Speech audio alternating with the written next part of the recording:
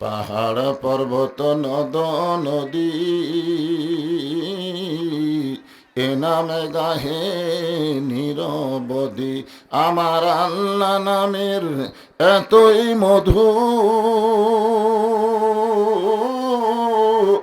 আল্লাহ নামের এতই জাদু, লুকিয়ে রাখছেন হে আল্লাহ জোরে লা ইলাহা ইল্লাল্লাহ, লা ইলাহা ইল্লাল্লাহু, লা ইলাহা ইল্লাল্লাহু, লা ইলাহা ইল্লাল্লাহ, লা ইলাহা, লা ইলাহা ইল্লাল্লাহু মুহাম্মাদুর রাসূলুল্লাহ। সকলেই রাসূলের মহব্বতে জবান খুলে বলি সাল্লাল্লাহু আলাইহি ওয়াসাল্লাম।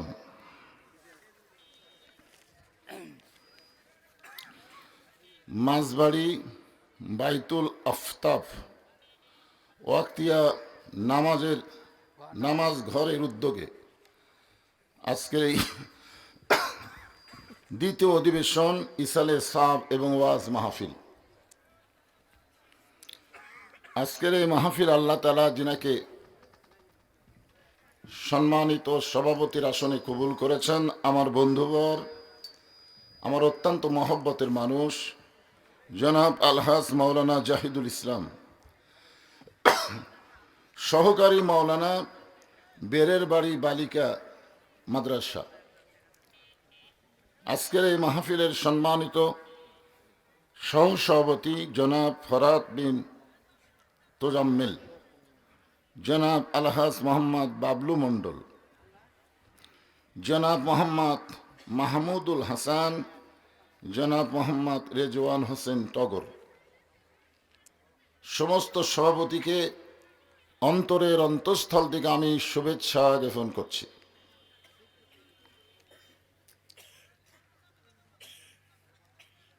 আমার মা বোনেরা এত বেশি হয়েছে ওখান থেকে কিচির মিচির শব্দ এখানে শোনা যায়, জায়গায় হচ্ছে না, প্রচুর হয়েছে।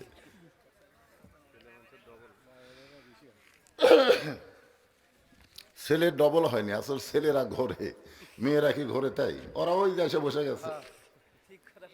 আর এই ছেলেরা পুরুষেরা খালি মেলায় ঘুরতেছে, মেলায়। হায় হায় কি যে মেলা পাইছে। আজকের এই মাহফিলের সম্মানিত প্রধান অতিথি জনাব মোহাম্মদ জাহিদুর রহমান বিপ্লব, সম্মানিত প্রধান উপদেষ্টা জনাব মোহাম্মদ আমিরুল ইসলাম মণ্ডল, উপদেষ্টাবৃন্দ জনাব হামিদুর রহমান পলাশ মণ্ডল, জনাব রাব্বি হাসান, জনাব মোহাম্মদ সবুজ আহমদ সীমান্ত। আপনারা দেখতেছেন ওনারা কিন্তু বিদেশে থাকার পরে অনেক টাকা আজকের মাহফিল মসজিদের জন্য দান করেছেন। প্রধান পৃষ্ঠপোষক জনাব ইঞ্জিনিয়ার মোহাম্মদ মঞ্জুরুল ফরহাদ ফিলিপস, জনাব আলহাজ আব্দুর রহিম রুবেল, সকলকেই অন্তরের অন্তঃস্থল থেকে আমি শুভেচ্ছা জ্ঞাপন করছি। আজকের এই মাহফিলের প্রধান মেহমান জনাব মোহাম্মদ ফিরোজ আহমদ নয়ন, বিশেষ মেহমান জনাব আব্দুর রহিম, এছাড়াও সম্মানিত বিশেষ অতিথিবৃন্দর নাম রয়েছে। সকলকেই অন্তরের অন্তঃস্থল থেকে আমি শুভেচ্ছা জ্ঞাপন করছি। আজকের এই মাহফিলে আপনাদের মাঝে মাঝে যে সমস্ত আলেম ওলামা উপস্থিত হয়েছেন, মাগরিবের নামাজের পর থেকে এত রাত পর্যন্ত কোরআন হাদিসের আলোকে অত্যন্ত গুরুত্বপূর্ণ আলোচনা করে আপনাদেরকে শোনালেন। আলেম ওলামা সহ আজকের মাহফিলের বক্তাগণকে অন্তরের অন্তঃস্থল থেকে আমি শুভেচ্ছা জ্ঞাপন করছি। এই মুহূর্তে আমার সামনে যিনারা বসে আছেন, আপনারা বসে নাই, আল্লাহ পাক বসাইছেন, সুবহানাল্লাহ বলেন। অনেক সময় আমরা মনে করি আমি যদি না যাইতাম আল্লাহ কেমনে নিয়ে যেত। আসলে আল্লাহ কোরআনে বলেছেন, মা আসাবাকা মিন হাসানাতিন ফামিনাল্লাহ। বান্দা বান্দির দ্বারা যখন কোনো ভালো কাজ হয়, এ কাজ বান্দা বান্দি করে না, বরং আল্লাহই করায়। আপনারা বলেন তো, কোরআনের মাহফিলে বসা ভালো কাজ না খারাপ কাজ? তাহলে এই কাজ কি আপনারা করলেন না আল্লাহ করালেন? এই মুহূর্তে আমরা বিশ্বাস করি, আমরা যত বড়ই পাপী হই না কেন, আল্লাহ আমাদের উপরে খুশি আছেন। আল্লাহ যদি খুশি না থাকতো, এই রিয়াজুল জান্নাহ বেহেশতের বাগানে আমরা বসতে পারতাম না। আমার সামনে যারা বসে আছেন, এখনো পিছনে অনেক আল্লাহর বান্দা দাঁড়িয়ে আছেন। যারা দাঁড়িয়ে আছেন, আপনাদের বসার ব্যবস্থা নাই। যদি থাকে আল্লাহর হস্তে বসেন, জায়গা না থাকলে দাঁড়িয়ে থাকবেন, সমস্যা নেই। না যদি না থাকে তাই বলে ফেরত যাবে? কি করে যে খাওয়ার কি করছে?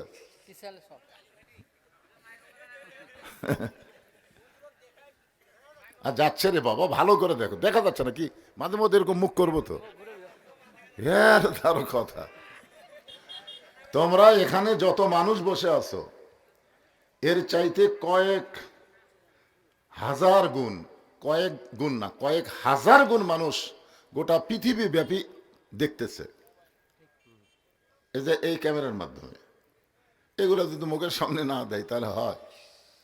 এখন বজরুল সুযোগ দাওয়াত দিবে, আমাকে দাওয়াত দাও মানে এই ক্যামেরা। আজকে তো মাশাআল্লাহ কমাইছে, একটু চেষ্টা করলেই দেখা যাবে। তুমি সামনে বসে দেখতে পাবা না কেন? যারা ওই পিছনে আছে তাদের সমস্যা বেশি। আমি আমার অন্তরের অন্তঃস্থল থেকে আপনাদের সবাইকে শুভেচ্ছা জ্ঞাপন করছি। সম্মানিত মা বোনেরা, পর্দার অন্তরালে যারা বসে আছেন, পর্দার অন্তরালে আসলে থাকা লাগবে পর্দার ভিতরে, ঠিক কিনা বলেন? আজকে যদি এখানে কোরআনের মাহফিল না হতো, তাহলে মেয়ে পুরুষ কিন্তু একই জায়গায় বসার চান্স নিত, জোরে কোন ঠিক কিনা? হ্যাঁ, কিন্তু শুধুমাত্র আল্লাহর কোরআনের মাহফিল হওয়ার কারণে মাহফিল কর্তৃপক্ষ মেয়েদের জন্য আলাদা একটা ব্যবস্থা করছে। শুধু কোরআনের মাহফিলের কারণে যদি মাহফিল কমিটি মেয়েদের পর্দার ব্যবস্থা করে, তাহলে আল্লাহর কোরআন যেদিন বাংলাদেশে চালু হবে, সেই দিন বাংলার মুসলমান বুঝতে পারবে আসলে পর্দা কারে কয়, জোরে কোন ঠিক কিনা? এখন বুঝবার পারতেছেন না তো। মায়েদেরকে শুধু কাপড় দিয়ে ঘিরে রাখলে হবে না, মায়েরা জোরে কথা বলবে। এই কথা যদি পর পুরুষের কানে আসে, তাহলে পর্দা থাকলো? মেয়েদের কথাও তো পর পুরুষের জন্য পর্দা। এই জন্য মেয়েরা ইচ্ছা করলে জোরে কোরআন তেলাওয়াত করতে পারবে না। মেয়েরা যদি ঘরের মধ্যে জোরে কোরআন তেলাওয়াত করে আর রাস্তার পুরুষরা যদি শুনতে পায়, সওয়াব তো হবেই না, বরং উল্টা পাপ হবে। তো কোরআন তেলাওয়াত করলে, সেই কোরআন তেলাওয়াত শুনলে যদি পাপ হয়, তাহলে ওরা চিল্লাচিল্লি করতেছে, এইগুলো যদি আমরা শুনি কি হবে? এই জন্য মা বোনদের অনুরোধ করবো, একটু জমে জমে চেপে চেপে বসেন, জবানকে সংযত করেন। আমি আমার অন্তরের অন্তঃস্থল থেকে সম্মানিত মা বোনদেরকেও শুভেচ্ছা জ্ঞাপন করে এই মুহূর্তে জানতে চাচ্ছি, আপনারা সকলে কেমন আছেন? জি আলহামদুলিল্লাহ, আলহামদুলিল্লাহ রব্বিল আলামিন। যে আল্লাহ শারীরিক সুস্থতা, মানসিক প্রশান্তি দান করে আজকের এই জান্নাতের বাগানে আমাদের কবুল করলেন, আমরা সে আল্লাহর প্রতি খুশি হয়ে জবান খুলে সকলে বলবো, রব্বানা লাকাল হামদ হামদান কাসীরান তাইয়িবান মুবারাকান ফীহি। আল্লাহর প্রশংসা যত বেশি করবেন, আল্লাহ তত খুশি হবে। আল্লাহ কোরআনে বলেছেন, লাইন শাকারতুম লাযীদান্নাকুম। যে আমার শুকরগুজারি বান্দা হয়, আমি আল্লাহ তার প্রতি নিয়ামতে ভরপুর করে দেই। এখন বলেন তো, নিয়ামত মানে কি? নিয়ামত মানে আল্লাহর সন্তুষ্টি। তাহলে আল্লাহর সন্তুষ্টি যদি আমরা পাবার চাই, আলহামদুলিল্লাহ বলা ছাড়া উপায় নাই। এখন প্রশ্ন হচ্ছে, আমরা আল্লাহর প্রশংসা এত কেন করব? এই কারণেই করব, ভাগ্য গুণে আমরা একটা আল্লাহ পাইছি।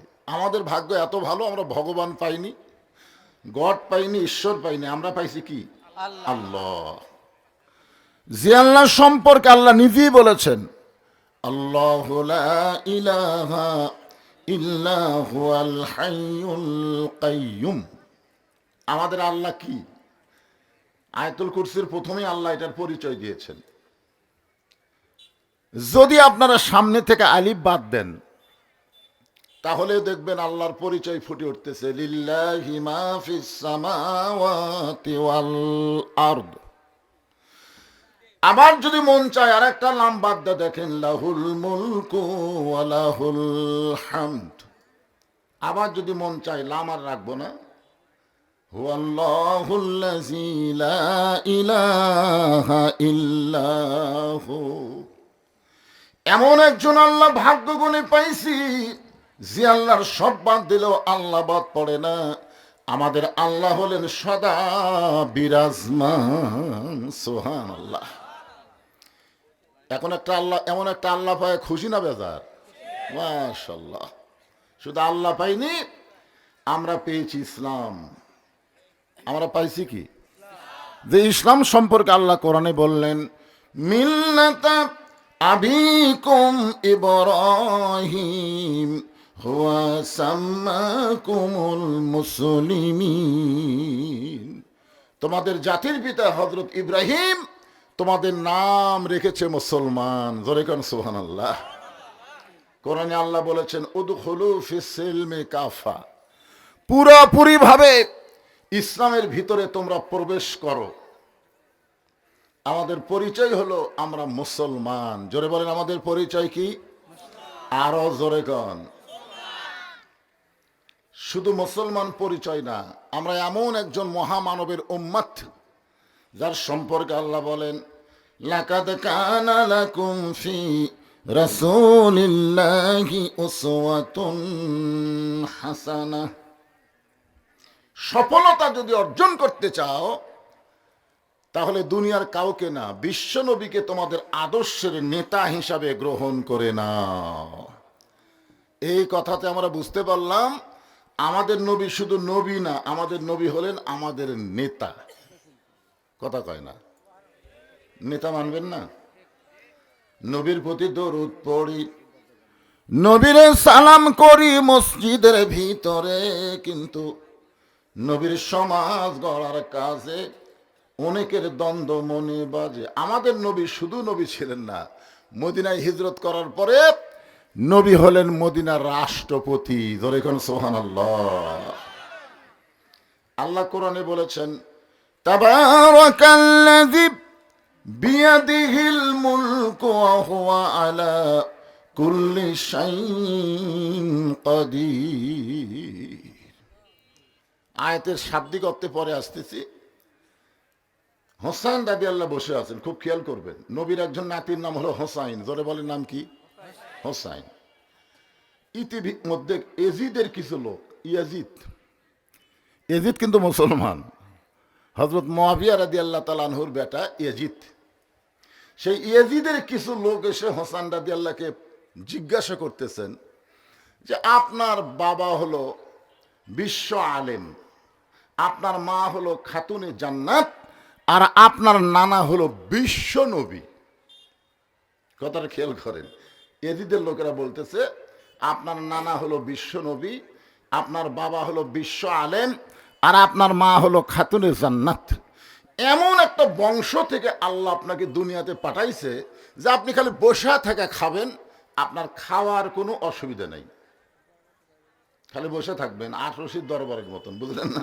খালি বসে থাকবেন, বাড়ান লাগবে না। দুনিয়ার সব মানুষ গরু ছাগল নিয়ে যে দিবে। আপনার বলেন তো প্রস্তাবটা ভালো না খারাপ? খুব ভালো না?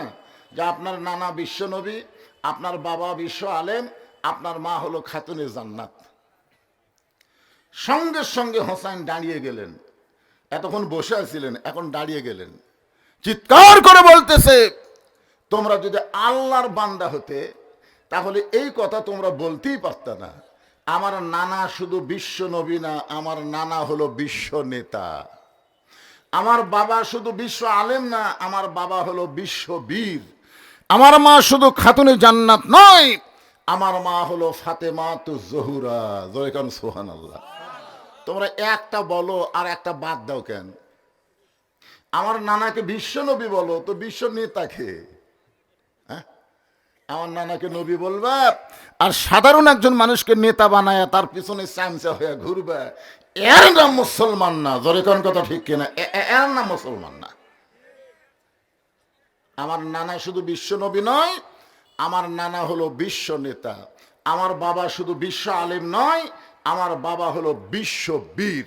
আপনারা বলেন তো, হযরত আলী খেলে আলেম ছিল না বীরও ছিল? আর ফাতেমা খাতুনের জান্নাত এমনি এমনি হয়নি। নবীর মেয়ে হওয়ার কারণে আল্লাহ তাকে জান্নাতি নারীদের নেত্রী বানায়নি। সে হচ্ছে ফাতেমাতে জোহরা, আমল করার কারণে। জোরে কান সুবহানাল্লাহ।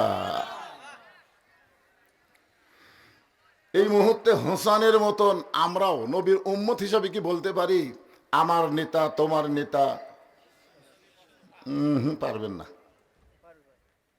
গলা খাকারি দেন তো দেখি। কারণ অনেক সময় হক কথা জবান দিয়ে বের হয় না। এই টুটির মধ্যে শয়তান থাকে। জোরে কোন কি থাকে? শয়তান। অন্য বহু কথা বলবে কিন্তু হক কথা বাড়াবে না। এর চাইতে বড় হক কথা তো আর নাই। এই জন্য আমি যেই বলবো আমার নেতা তোমার নেতা, সকলে বলবেন বিশ্ব নবী মোস্তফা আমার নেতা তোমার নেতা। নিদানে আখেরাতে তরাইতে পলসে রাতে, কান্ডারি হনিয়া নবী পার করিবেন সেই তরণী। সবাই বলেন নবী মোর পরশমণি, নবী মোর সোনার খনি, নবী নাম ভাবে যেজন সেই তো দোজা হানের ধ্বনি। আছেন আমার মুক্তার, আছেন আমার বারিস্টার, শেষ বিচারের হাইকোর্টেতে তিনি আমায় করবেন পার। আমরা পাপী রাসূল জাবিন্দার। আল্লাহ যখন হাকিম হয়ে আমাদেরকে আসামি বানায় বিচার শুরু করবেন, ওই সময় আমাদের নবী উকিল হয়ে ব্যারিস্টার হয়ে আল্লাহর কাছে আমাদের ব্যাপারে ওকালতি করবেন। ওকালতি করে আমাদেরকে সুপারিশ করে জান্নাতে পৌঁছায়া দিবেন। এমন একজন নবীর উম্মত হওয়াতে আপনারা খুশি না বেজার? তাহলে জবান খুলে বলবো আলহামদুলিল্লাহ। এখন যে কোরআন থেকে আপনাদের সামনে আলোচনা হবে, আপনারা বলেন তো এই কোরআন শরীফের মধ্যে কোনো ভুল আছে? ভুল কে বলেছেন? আল্লাহ।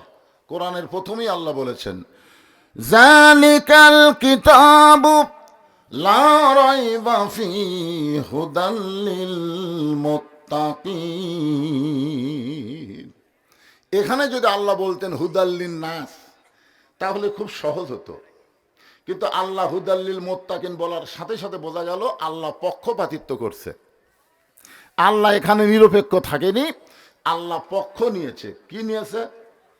যদি হুদাল্লিন নাস বলতো যে কোরআনের মধ্যে কোনো সন্দেহ নাই, এই কোরআন পাইকারি হারে সবাইকে হেদায়েত দেবে, এ কথা আল্লাহ বলেন। আল্লাহ বলেছেন হুদাল্লিল মুত্তাকিন, কেবলমাত্র মুত্তাকি বান্দা বান্দি যারা আল্লাহর কোরআন থেকে হেদায়েত পাবে তারা। এখন এই কোরআনের আলোচনা যারা আমরা শুনতেছি, বক্তা এবং শ্রোতা, সবাইকে মুত্তাকি হওয়ার দরকার আছে না নাই? জোরে কোন আছে না নাই? মাশাআল্লাহ। এখন মুত্তাকি হবার গেলে কি করা লাগবে? এখানে মুত্তাকির কয়েকটা বৈশিষ্ট্যের মধ্যে এক নম্বর বৈশিষ্ট্য হলো আল্লাযীনা ইউমিনুনা বিল গায়ব, অদৃশ্যের প্রতি বিশ্বাস স্থাপন করা লাগবে। আমরা কোনোদিনকে আল্লাহ দেখছি নাকি? যখন দেখছি, এটা আজ থেকে এখন থেকে 1350 বছর আগে। কত বছর? 1350 বছর আগে নাস্তিকদের পক্ষ থেকে মুসলমানদেরকে 6টা প্রশ্ন করা হয়েছিল। আমার আঙ্গুলের দিকে তাকান, কয়টা? এখন না, এখন তো আমরা ফেস্টা মুসলমান, সেই সময় গাঢ় মুসলমান ছিল, ভালো মুসলমান, শিক্ষিত মুসলমান, আমলওয়ালা মুসলমান। আর এখন তো খালি নামের মুসলমান। জোরে কোন কথা ঠিক কিনা? আমাদের বাংলাদেশের শতকরা কত ভাগ মুসলমান? একজন কয় 96, একজন 95, যাই হোক, শতকরা 95 ভাগ মুসলমান আমাদের বাংলাদেশে। আপনারা বলেন তো শতকরা কত ভাগ ইমানদার? তাহলে মুসলমানের দাবি করবেন, ইমানদারের ভাগ বুঝবেন না, তাহলে তো হবে না। আপনি যতই মুসলমান হন, আমি যতই মুসলমান হই, আমার ঈমান যদি ঠিক না থাকে তাহলে কাম হবে? হ্যাঁ।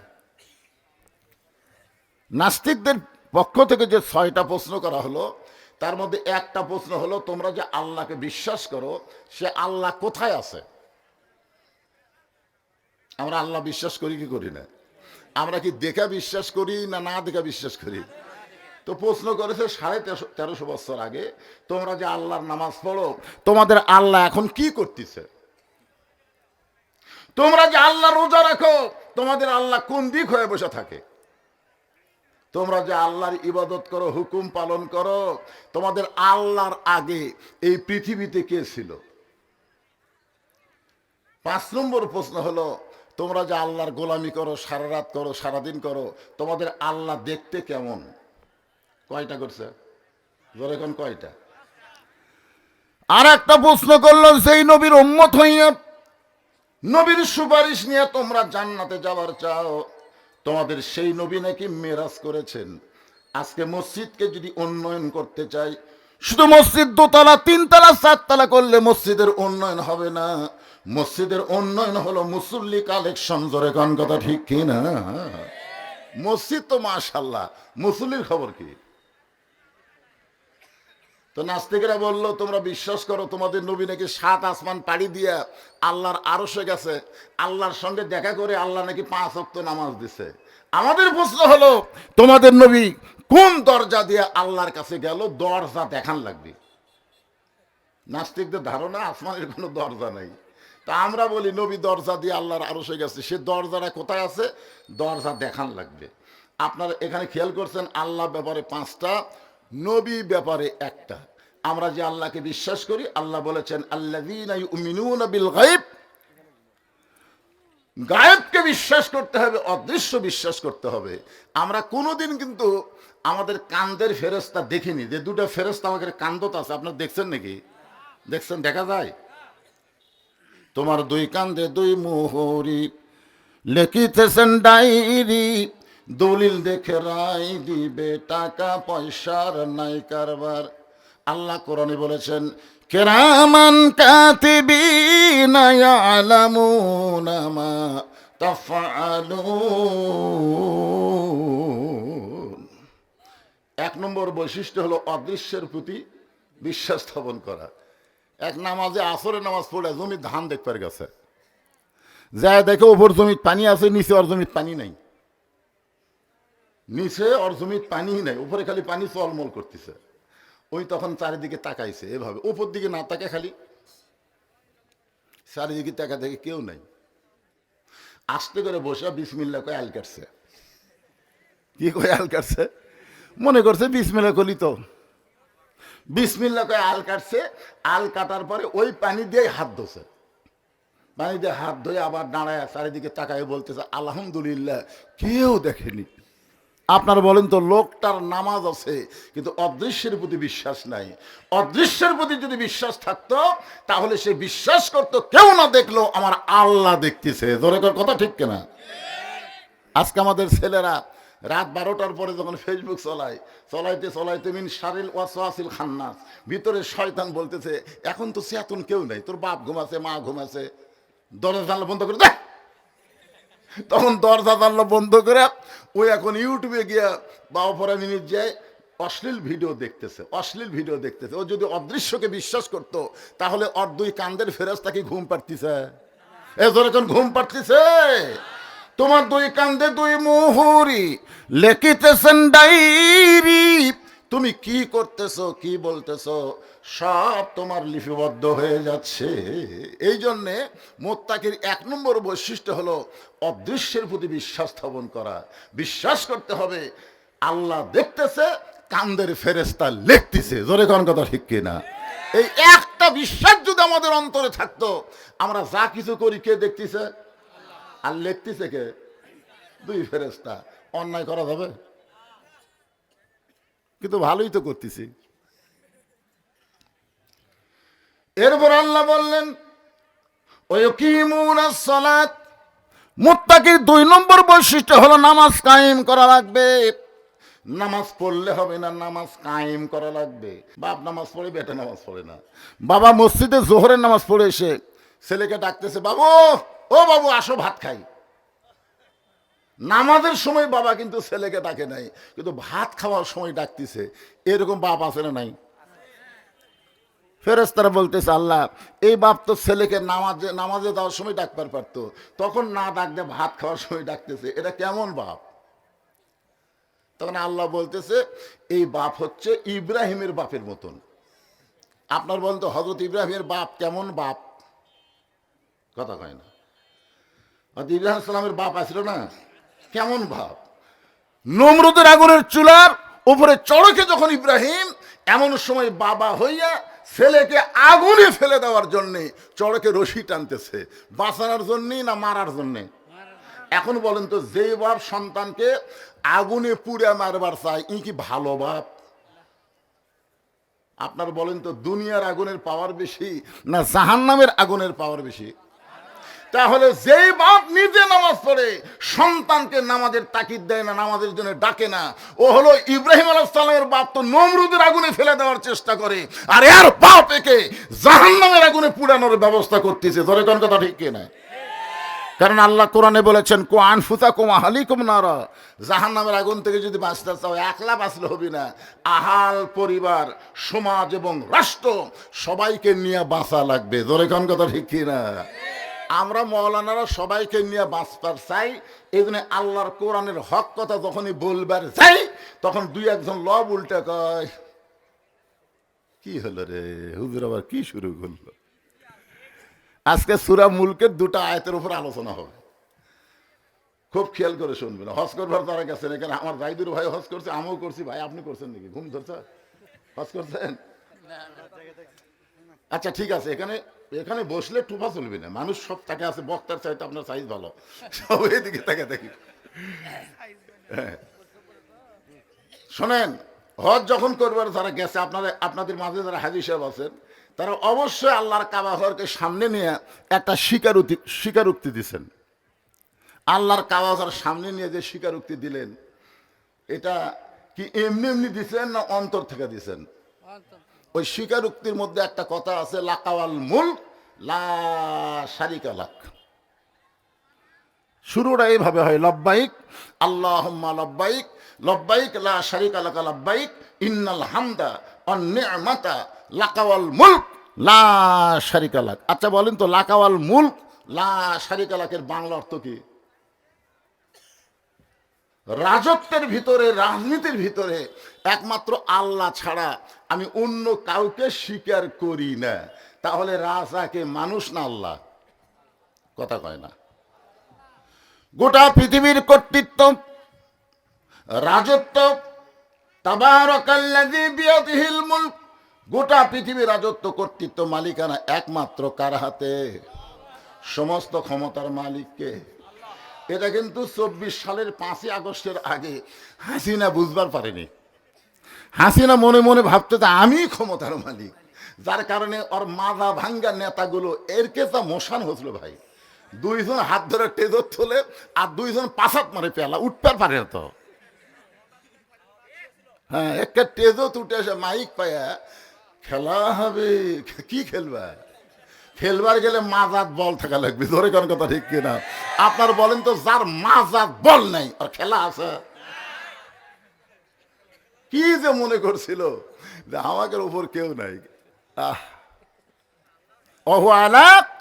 কুল্লি শাইইন কদির, প্রত্যেকটা বিষয়ের উপরে একমাত্র ক্ষমতা কার? এমন ভাবে পড়ে গেছে ভাই। এখন আবার বিদেশের থেকে মাঝে মধ্যে উস্কানি দেয়, মাঝে মধ্যে কি দেয়? উস্কানি দেয়। ও এতই সোজা, যেই দলের প্রধানমন্ত্রীর থেকে, মেম্বার থেকে প্রধানমন্ত্রী পর্যন্ত পড়ে যায়, ওই দল বাংলাদেশে আবার ফিরে আসা অত্যন্ত কঠিন হবে। জোরে কোন কথা ঠিক কিনা? তাই বলি, আবল তাবল কথা না বলে ওই দলের যারা সমর্থন ছিলেন, আপনারা তওবা করেন। খামাখা ওই দল করে কি হবে ভাই? আল্লাহ তওবার একটা সুযোগ দিছে কি দেয়নি? জোরে কোন দিছে কি দেয়নি? আপনার তওবা করে ফেরত আসেন। আমারই সম্পর্কে বড় ভাই আওয়ামী লীগ করতো, 5ই আগস্টের পরে তওবা করে দল পরিবর্তন করছে। হ্যাঁ, কি জন্যে খামাখা? একটু মনোযোগ দেবেন। আল্লাহ বলতেছেন আল্লাযী খলাকাল মাউতা ওয়াল হায়াতা লিয়াবলুয়াকুম আইয়ুকুম আহসানু আমালান ওয়া হুয়াল আজিজুল গফুর।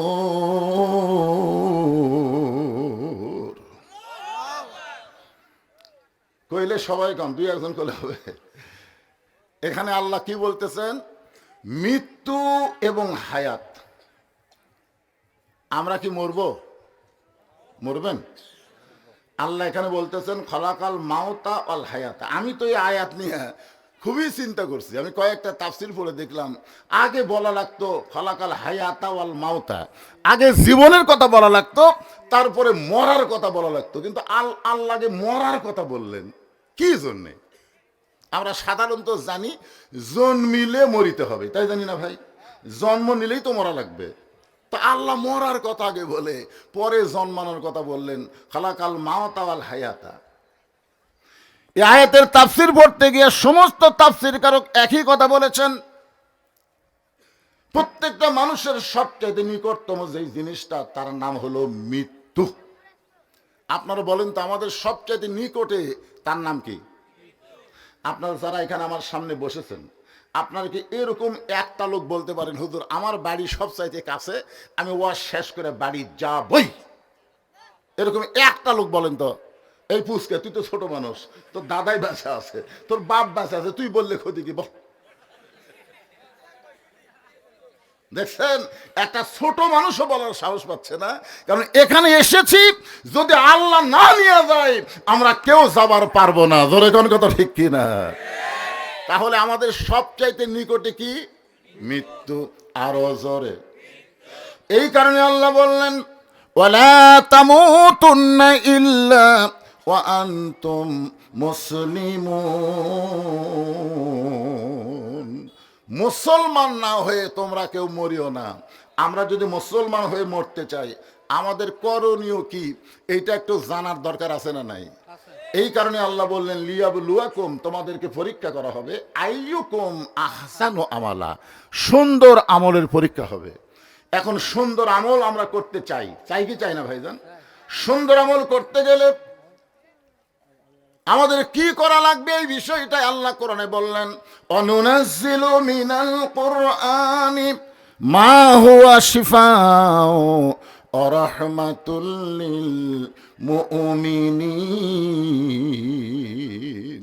এই মুহূর্তে একটা স্লোগান দিবেন, এই আয়াতের স্লোগান। আমি যেই বলবো সব সমস্যার সমাধান আপনার বলবেন দিতে পারে আল কোরআন। সব সমস্যার সমাধান দিতে পারে আল কোরআন। সারাদিন ভিক্ষা করে ফকির 2 কেজি চাল নিয়ে বাড়িতে আসে। কয় কেজি? তো এখন ফকিরের বইয়ের মন খুবই খারাপ। তো ফকির বলে আমি কত কষ্ট করে এর বাড়ি হর বাড়ি কুত্তার ধাবার খায়। কি কন, এখনকার কুত্তা যে খারাপ আছে ভাই, খুবই সাবধান। গ্রামে গ্রামে যে কুত্তা আছে ফকিরের ব্যাগ ধরে মারে কামড়। চাউল যাইছিল দুর্বল ব্যাগ ছিটে গেছে। এত কষ্ট করে আমি এ পাড়া ও পাড়া বেড়ায় 2 কেজি চাইল আনি, তোর মন খারাপ কেন? বউ বলতে সারা জীবন ভিক্ষা করা লাগবে, সারা জীবন। স্বামী কয় তাহলে আমি কি করব? বউ বলতেছে আপনাকে একটা বুদ্ধি দেই, এই বুদ্ধি অনুযায়ী কাজ করেন। বলে কি বুদ্ধি? বলে আপনি কি বাদশাহ শাহজাহানকে চেনেন? নাম শুনছি তো। তো সাধারণ মানুষের বাড়িতে না যায় বাদশাহ শাহজাহানের কাছে যান, এমন ভিক্ষা দেওয়া দিবে আর প্রতিদিন ভিক্ষা করা লাগবে না। বইয়ের বুদ্ধি শুনে ফকির পরদিন বাদশাহ শাহজাহানের রাজ দরবারে গেছে। জীবনে ফকির রাজ দরবারে যায় নাই, বইয়ের বুদ্ধি শুনে। ধরে কারণ কার বুদ্ধি? এতদিন গেছে সাধারণ মানুষের দরজায়, আজকে গেছে বাদশার দরজায়। বাদশার দরজায় গিয়ে দেখে একজন দারোয়ান লাঠি নিয়ে দাঁড়ায় আছে। দারোয়ান কি নিয়ে দাঁড়ায় আছে? লাঠি নিয়ে। ফকির চিন্তা করে এত দরজায় ভিক্ষা করলাম, এরকম লাঠিওয়ালা মানুষ তো দেখিনি রে। কে রে পাগলা, তুই যে দরজা ভিক্ষা করছিস ওটা কি বাদশার দরজা?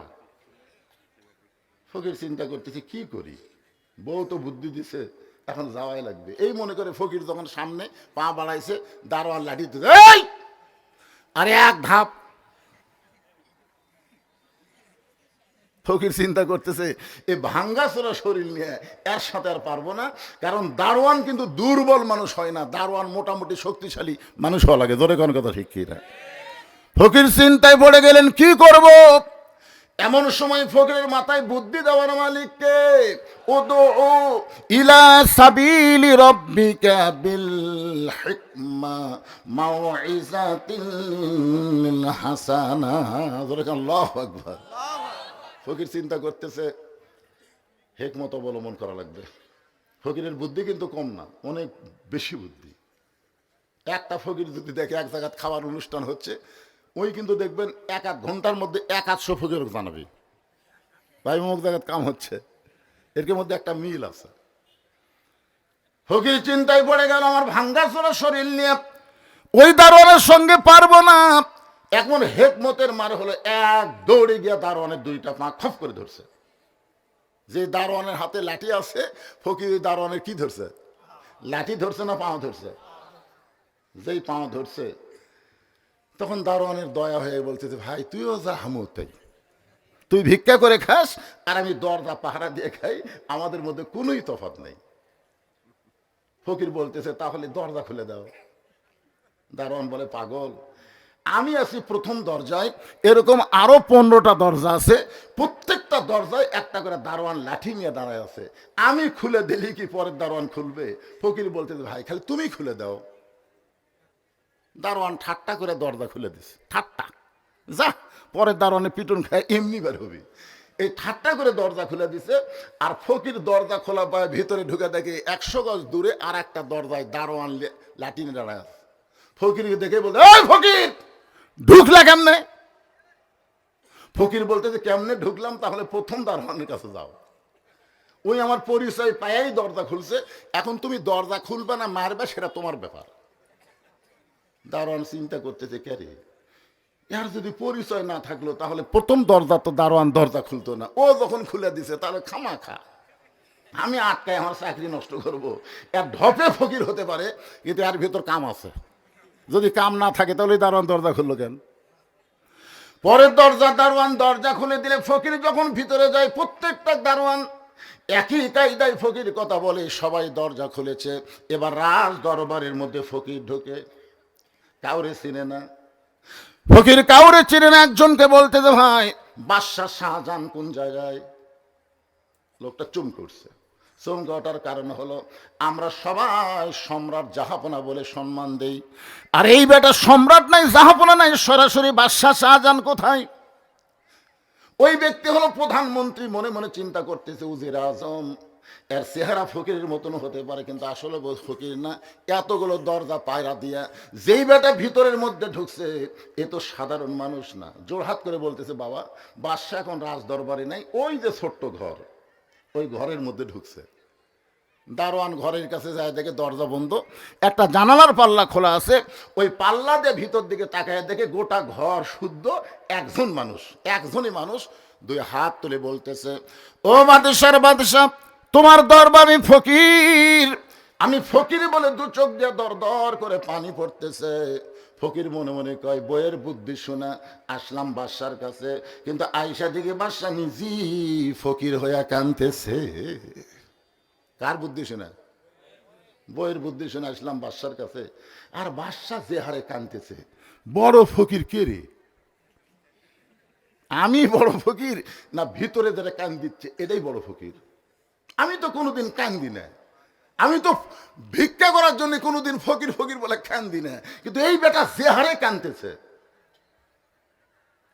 তাহলে বাদশাহ শাহজাহান ফকির হইয়া যার কাছে কান্দে, আমি ফকির আল্লাযীনা ইউমিনুনা বিল গায়ব, অদৃশ্যকে বিশ্বাস স্থাপন করে আমি সেই বাদশার কাছে কানতে চাই, যে বাদশা হলেন তাবারাকাল্লাযী বিয়াদিহিল মুলক ওয়া হুয়া আলা কুল্লি শাইইন কাদির। আপনার বলেন তো, ফকির ভিতরে ঢুকে ঈমান বাড়িছে না কমিছে?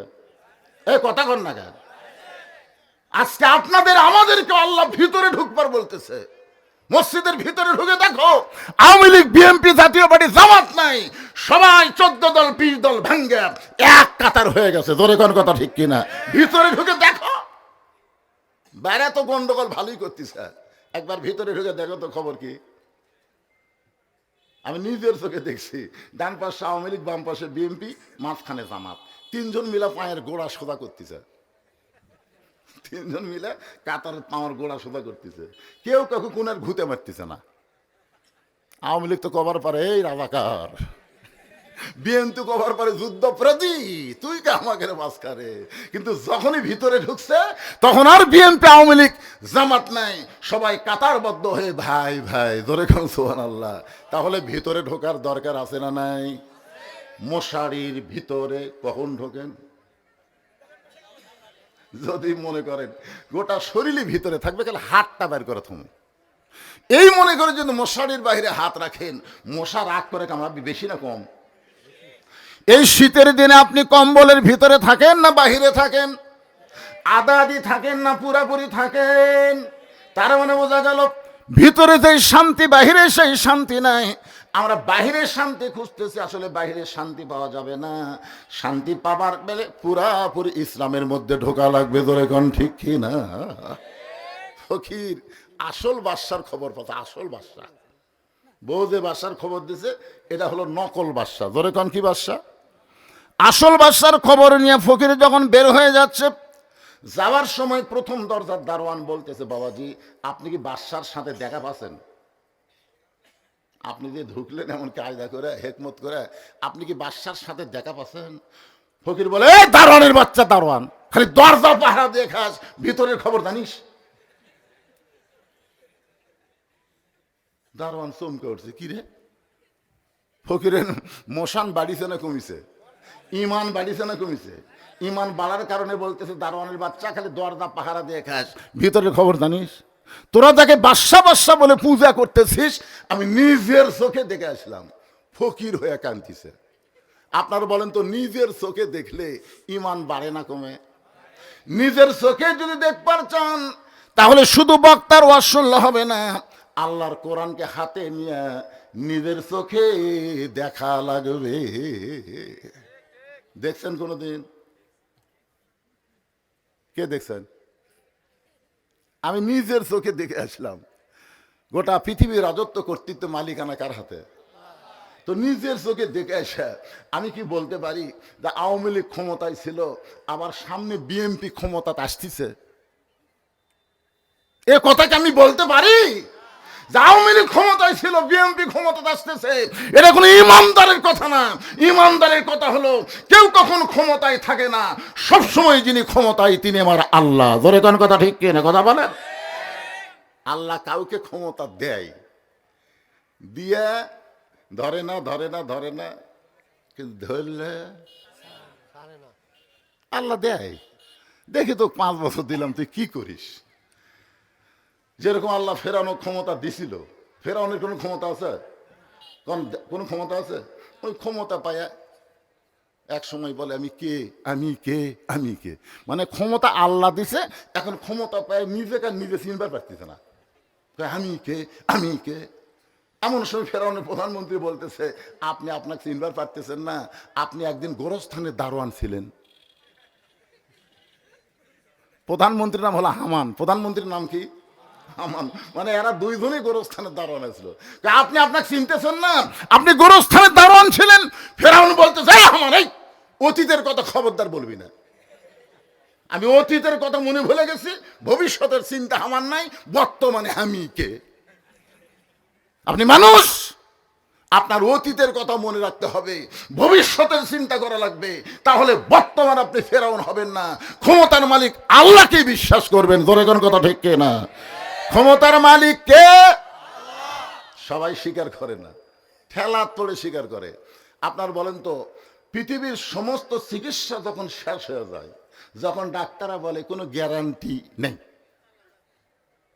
তখন সবাই বলে হুজুর দোয়া করবেন, হুজুর দোয়া ছাড়া। আপনার বাড়ি হলো মাছ বাড়িতে, আপনি গেছেন বগুড়াতে, কাজ করতে করতে রাত হয়ে গেছে বেশি, তখন একটা সিএনজি বলতে, ভাই খুব যদি বেশি পারি আমি বাগবাড়ি পর্যন্ত নিয়ে যাবো, তারপরে আমি পারবো না। আপনি যাবেন?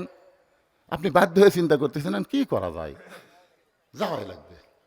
আপনি বাগবাড়ি পর্যন্ত আসে আপনি বলতেছেন ভ্যান, অটো ভ্যান নাই, ভুটভুটি নাই, কেবারে মাছবাড়ির কেউ আসো নাই। আপনি খুবই খোঁজাখুঁজি করে দেখলেন কেউ নাই। যখন দেখতেছেন কেউ নাই তখন আপনি বলতেছেন যার কেউ নাই তার আল্লাহ আছে। আপনার বলেন তো এই কথা কখন কছেন, আগে না শেষে? তো হুজুরের কাছে দোয়া আপনারা কখন চাচ্ছেন? কখন চাচ্ছেন? সমস্ত ডাক্তার দেখা শেষ, এখন কয় হুজুর দোয়া করেন। বিশ্বাস করেন দেশ নেত্রীর জন্য যেভাবে গোটা বাংলার মানুষ দোয়া করতেছে, ইনশাল্লাহ তিনি আবার সুস্থ হয়ে ফিরে আসবে। জোরে কোন কথা ঠিক কিনা? তাও তো চাষে রে ভাই। এখন চারিদিকে তাকে দেখে ভ্যান নাই, ভুটভুটি নাই, কোনো লোকজনও নেই। তখন বলতেছে আল্লাহ, যার কেউ নাই তার আল্লাহ আছে। ওই এখন পায়ে হাঁটা মাছবাড়ির দিকে রওনা দিচ্ছে। রাত তো অনেক হয়ে গেছে, 11টা 12টা বাজে গেছে। অন্ধকারের মধ্যে একটু সরসরি শব্দ, অকে জোরে জিকির করবার কেউ কথা, কিন্তু জোরে জোরে করতেছে কেন? মানে ওই ভয়টা ওর ভিতর থেকে বের করার জন্য আল্লাহর জিকির করতেছে। জিকির করতে করতে বাড়ির দরজা দেখতে পাচ্ছে, বুঝছেন? এখন বাড়ির দরজা দেখতে পায়া সকিনার মাও, ওর মেয়ের নাম হলো সকিনা, বউকে ডাকতে সকিনার মাও দরজা খোলো। বউ দৌড়ে এসে যেই দরজা খুলছে বাড়ির মধ্যে পাও দিয়ে বলে বাঁচলাম রে, বাঁচলাম রে। বউকে কি হয়েছিল? যে বিপদের মধ্যে আসছিলাম। হায় হায়, আল্লাহ কাই পাগল, তুই বিপদের মধ্যে ছিলি না, এতক্ষণ তোর সঙ্গে আমি ছিলাম, তোর সঙ্গে কেউ ছিল না, আমি আল্লাহ ছিলাম। কিন্তু যেই বাড়ি পালে আর বউ পালি আর তুই আমাকে ভুলে গেলি। বাড়ি আর বউ পায়া আর আল্লাহর কথা খেয়াল আছে? এইটা কে দাঁড়ালো রে? কোনো দাঁড়ালেনি চলবে না, লাস্টে সেই খাওয়া হবে। এখন আয়াতটা মনোযোগ দিয়ে শোনেন। আল্লাহ বলতেছেন ইয়া আইয়ুহাল ইনসান মা গাররাকা বিরাব্বিকাল কারীম। মানুষ কিসের মায়ে পড়ে, কিসের ধোকায় পড়ে তোমাদের আপন আল্লাহকে তোমরা ভুলে গেলে? প্রথম দরজার দারোয়ান এরকম হুমকি পাচ্ছে, জোরে কোন কি পাচ্ছে? হুমকি পায় ডাকতে, এই দারোয়ান রে, খামাখা দরজা পাহারা দিয়ে লাভ নাই, ভিতর আসো। সমস্ত দারোয়ান বলতেছে কেন? বলে এমন এক মৌলবাদী ঢুকছে, আমাদেরকে ধোকা দিয়ে এক মৌলবাদী রাজ দরবারে ঢুকছে, এখন বলে বাদশা নাই, ফকির হয়ে গেছে। সমস্ত দারোয়ান একত্র হয়ে কেউ ফকিরকে কিল মারে, কেউ ঘুষি মারে। ফকির চিল্লায় বলে যতই মার মারিস না কেন, নিজের চোখে দেখা জিনিস মিথ্যা বলা যাবে না। নিজের চোখে যারা আল্লাহর কোরআন দেখবে তারা দরকার হলে জীবন দিবে, ফাঁসির মঞ্চে যাবে, কিন্তু বাতিলের সঙ্গে কোনোদিন আপোষ করবে না। জোরে বলেন কথা ঠিক? ফকির নিজের চোখে দেখছে, ওর ইমান বাড়িছে না কমিছে? দারোয়ানেরা সমানে মারতেছে, কয় মারা শেষ করে দে, মার, জীবন দিব কিন্তু ইমান দিব না। নিজের চোখে দেখছি রে, তোরা দেখ বাদশা বাদশা বলে পূজা করে আমাকে মারতেছিস। সে ফকির হয়ে কাঁদতেছে। ইতিমধ্যে বাদশাহ শাহজাহানের আসর নামাজ শেষ, মোনাজাত শেষ করে বার হয়ে বলতেছে, এ দারোয়ানেরা কারে মারতেছ, কি জন্য মারতেছ? বলে জাহাপনা আমরা খালি মারতেছি, আপনি শুনলে তো মারাই ফেলবেন। বাদশাহ শাহজাহান বলে কি হয়েছে? বলে আপনি নাকি ফকির হয়ে গেছেন। এই বেটা বলতেছে আপনি নাকি আর বাদশাহ নাই, আপনি ফকির হয়ে গেছেন। বাদশাহ শাহজাহান দৌড়ে এসে ফকিরের টুটি চাইবা ধরে বলতেছে, এই মিয়া তুই জানিস না আমি বাদশাহ শাহজাহান? ফকির মুচকি মুচকি হাসে আর বলে এটাই তো জানতাম, এটাই তো এতদিন পর্যন্ত জানতাম। বাদশাহ শাহজাহান বলে জানতাম কি রে? জানতাম হলো অতীতকাল। বলে জানি, জানি ক। ফকির কয় না, এটাই জানতাম। আপনি বাদশাহ, এটাই জানতাম। বইয়ের বুদ্ধি শুনে, বইয়ের বুদ্ধি ঠিক, বইয়ের বুদ্ধি শোনার দরকার আছে না? না এ কথা কন না কেন? মায়েরা খালি কান ফেলে আছে। মা আজকে আপনাকে যে একটা ওয়াজ হবে, ফাটাফাটি ওয়াজ।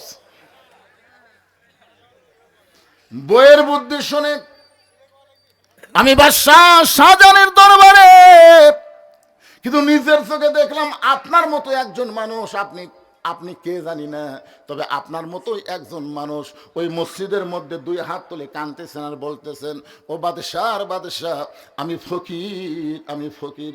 বাদশাহ শাহজাহানের দুইটা হাত থর থর করে কাঁপতেছে। দারোয়ানগুলো বলে, জাহামনা ফকির কি কইল? এইটা শোনার পর আপনার হাত কেন কাঁপতেছে? বাদশাহ শাহজাহান বলে, ফকির যা বলেছে সত্য বলেছে। তাহলে আসল বাদশাহ কে? আরো জোরে, জোরসে বলুন। এরপরে আর কোন সন্দেহ আছে? অহু আলা কুল্লি শাইইন কদির, সমস্ত ক্ষমতার মালিক কে? যদি আপনি না কন আল্লাহর ক্ষমতা কমবি, তাহলে জবান খুলে জোরে বলেন, সমস্ত বিষয়ের উপর একমাত্র ক্ষমতা কার? এরপর আল্লাহ বললেন, খলাকাল মাউতা ওয়াল হায়াতা, মৃত্যু এবং হায়াতকে আমি আল্লাহ সৃষ্টি করেছি লিয়াবলুয়াকুম, তোমাদেরকে পরীক্ষা করার জন্যে। আমাদের সকলের সামনে পরীক্ষা আছে না নাই? কিসের পরীক্ষা? আইয়ুকুম আহসানু আমালা, তোমাদের পরীক্ষার বিষয়টা হলো সুন্দর আমল। আমরা সুন্দর যত আমল আছে তার মধ্যে 1 নম্বর সুন্দর আমলের নাম হলো নামাজ। জোরে বলেন, নাম কি? জোরে বলেন। যত আমল আপনি করেন, ঈমান গ্রহণের পরে যতই আমল করেন, সবচাইতে 1 নম্বর সুন্দর আমল হলো নামাজ। এখন আপনাদের কাছে আমার প্রশ্ন হলো, এই নামাজ কি একা একা পড়া না জামাতে? কয় রাকাত? না না, 5 ওয়াক্ত কয় রাকাত? এটা আপনারা জানেন না? 70 রাকাত নামাজ জামাতে পড়া লাগবেই। সেটা এখন জামে মসজিদে পড়েন আর ওয়াক্তিয়া মসজিদে পড়েন, পড়া লাগবেই। আমার কথাকে বুঝলেন? 70 রাকাত নামাজ, ফজরের ফরজ 2, জোহরের ফরজ 4, আসরের ফরজ 4, মাগরিবের ফরজ 3, এশার ফরজ 4। এখন আপনাদের কাছে আমার প্রশ্ন হলো, আল্লাহ ইচ্ছা করলে, আল্লাহ যদি ইচ্ছা করতো, তাহলে এই 5 ওয়াক্ত নামাজ 4 5 20 রাকাত দিবার পারতো না ভাই? ফজর 4, জোহর 4, আসর 4, মাগরিব 4, এশা 4। কিন্তু আল্লাহ এভাবে নামাজ কেন দিলেন? ফজর কেন 2 রাকাত দিলেন ফরজ, আসর কেন 4 রাকাত, জোহর কেন 4 রাকাত, আবার মাগরিব বেজর কেন 3 রাকাত দিলেন, এশা আবার কেন 4 দিলেন? আপনারা কি জানেন? না জানলেন জোরে বলবেন জানি না। জোরে বলেন, জানেন? এভাবে দেওয়ার কারণ কি? একটু মনোযোগ দিয়ে শোনেন। যে নামাজ সম্পর্কে আল্লাহ কোরআনে বললেন, ইন্নাস সালাতা তানহা আনিল ফাহশাই ওয়াল মুনকার, একমাত্র নামাজই পারে মানুষকে যাবতীয় খারাপি এবং বেহুদা কাজ থেকে বাঁচায় দিতে।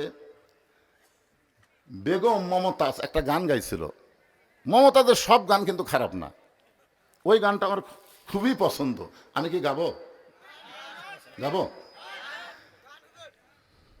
হাদিসে আছে বিস্তারিত, হুজুরি কলব ব্যতীত করছিন কালো নামাজ তোর হবে না। তবে কেন গাও জুয়ারি, মানুষকে দেখাও নামাজ পড়ি। তবে কেন গাও জুয়ারি, মানুষকে দেখাও নামাজ পড়ি। ও তোমার সিদ্ধ বীজে সুফসল ফলবে না। আজও কেন আল্লাহর নামাজ ধরতে পারলা না? আল্লাহ কয় নামাজের জোরে ফায়েশাকা যাবে দূরে, পাক কোরআনে রয়েছে ঘোষণা। এখন আকাম কুকাম নামাজ রোজা একসাথে বান্ধিয়া বোঝা, জাহান্নামে দিয়াছ রওয়ানা।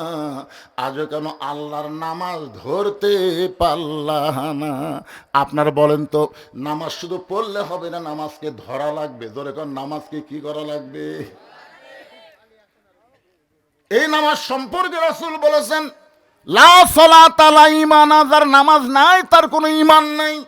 লা সালাতা লা দীন, যার নামাজ নাই তার কোনো ধর্ম নাই। বাইনাল আবদি ওয়াল কুফরি তর্ক সালাত, বান্দা কাফের মধ্যে পৃথক করার জিনিস তার নামই হলো নামাজ। যারা নামাজ পড়বে তারা হবে আল্লাহর বান্দা, আর যারা নামাজ পড়বে না তারা হলো কাফের। রাসূল কঠিন কথা বলেছেন, মান তারাকা সালাতু মুতাম্মিদান ফাকাত কাফারা। ইচ্ছা করে একটা ওয়াক্ত নামাজ যারা বাদ দিল, তারা অবশ্যই আল্লাহর সঙ্গে কুফরি করলো। এই নামাজটা হলো পুরুষ মানুষের জন্য 1 নম্বর আমল। মানে যত নেক আমল আছে পুরুষ মানুষের জন্য 1 নম্বর নেক আমলের নাম কি? কিন্তু যে সমস্ত মায়েরা পর্দার অন্তরে বসে আছেন তাদের জন্য কিন্তু 1 নম্বর নেক আমল নামাজ না, আহসানু আমাল। আল্লাহ বলেছেন সুন্দর আমল। নারীদের জন্য 1 নম্বর সুন্দর আমল হচ্ছে পর্দা। কারণ মেয়েদের যদি পর্দা না থাকে তাদের নামাজ রোজা হজ যাকাত কিছুই কবুল হবে না। এই জন্য মেয়েদের 1 নম্বর সুন্দর আমলের নাম কি? আপনার কথা কন না কেন? পর্দা যদি না থাকে যতই নামাজ পড়ুক, যতই রোজা করুক, যতই দান করুক, আল্লাহ কবুল করবে না। আমার মায়েরা যারা পর্দার অন্তরে একটু মনোযোগ দিয়ে শুনবেন, আব্দুল কাদের জিলানী রহমতুল্লাহ আলাইহি, যাকে ব্যাপারে কোনো সন্দেহ, ওই যারা আহলে হাদিস করে তারা তো পীরটির কিছুই মানে না। সে আহলে হাদিসের আব্দুর রাজ্জাক বিন ইউসুফ তার এক বক্তব্যে বলেছেন আব্দুল কাদের জিলানী আল্লাহর ওলি, এই ব্যাপারে সন্দেহ নাই। কারণ তিনি একটা কিতাব লিখেছেন গুনিয়াতুত তালেবিন। এই কিতাব যেই পড়বে এমন ভাবে ইসলামের ছাত্র হবে, ওই ছাত্রকে আল্লাহ জান্নাতের দরজা পর্যন্ত নিয়ে যাবে। ধরে কারণ সুবহানাল্লাহ। এখন বড় পীর কন আর না কন, তিনি যে একজন আল্লাহর ওলি ছিলেন এই ব্যাপারে কোনো সন্দেহ নাই। তিনি একদিন জান্নাতুল বাকি জিয়ারত করতেছেন। জান্নাতুল বাকি বোঝেন আপনারা? যারা হজ করছেন তারা জানেন, আল্লাহ রাসূলের রওজার পাশে মদিনার সবচাইতে বড় গোরস্থানের নাম হলো জান্নাতুল বাকি। যে গোরস্থানের দরজায় আরবিতে লেখা আছে, এই গোরস্থানের মধ্যে আল্লাহ নবীর 10,000 সাহাবীর বেশি ঘুম পাড়তেছে। ধরে কোন সুবহানাল্লাহ। একটা গোরস্থানের মধ্যে সাহাবীর সংখ্যা কত? 10,000-এর বেশি। আমাদের গোটা বাংলাদেশ মিলে একটা সাহাবীও নাই। আমরা এমন একটা দেশের মুসলমান যেই দেশে এখন পর্যন্ত কোনো সাহাবীর কবর নাই। যাদের কবর আছে খুব বেশি হলে আল্লাহর ওলিদের কবর। অধিকাংশ কবর কিন্তু ভণ্ডদের দখলে। জোরে খান কথা ঠিক কিনা? আমি সিলেটের মৌলভীবাজার হবিগঞ্জ এলাকায় ওয়াজ করতে গিয়ে দেখি একটা মাজারের নাম হলো লেদা শাহ। লেদা শাহ। কিছু দূর যাওয়ার পরে দেখি আর একটা মাজার হলো ঘোড়া শাহ। তা আমার মধ্যে চিন্তা হলো কে লেদা শাহ, ঘোড়া শাহ। তা একজনকে জিজ্ঞেস করলাম, ভাইজান ওদের সামনে দিকে আসলাম লেদা শাহ, এটা ঘোড়া শাহ, এই অলিগুলো কোত্থেকে আইছে? বলে অলি তো না হুজুর, এই যে ঘোড়া শাহ দেখতেছেন এই ঘোড়া ওটি লাদিছে, ওই লাদ এখন হচ্ছে লেদা শাহ। আর এই ঘোড়া এই জায়গাত কবর দিচ্ছে, এটা হলো ঘোড়া শাহ। একটাও পীর সাহেব নাই, ঘোড়া আর ঘোড়ার লাত। বাংলাদেশের অধিকাংশ আল্লাহর ওলিদের কবর কবর না, ভণ্ডদের কবর। ধরে কোন কথা ঠিক কিনা? একটু মনোযোগ দিয়ে শুনবেন। 10,000 সাহাবীর কবর জান্নাতুল বাকির ভিতরে।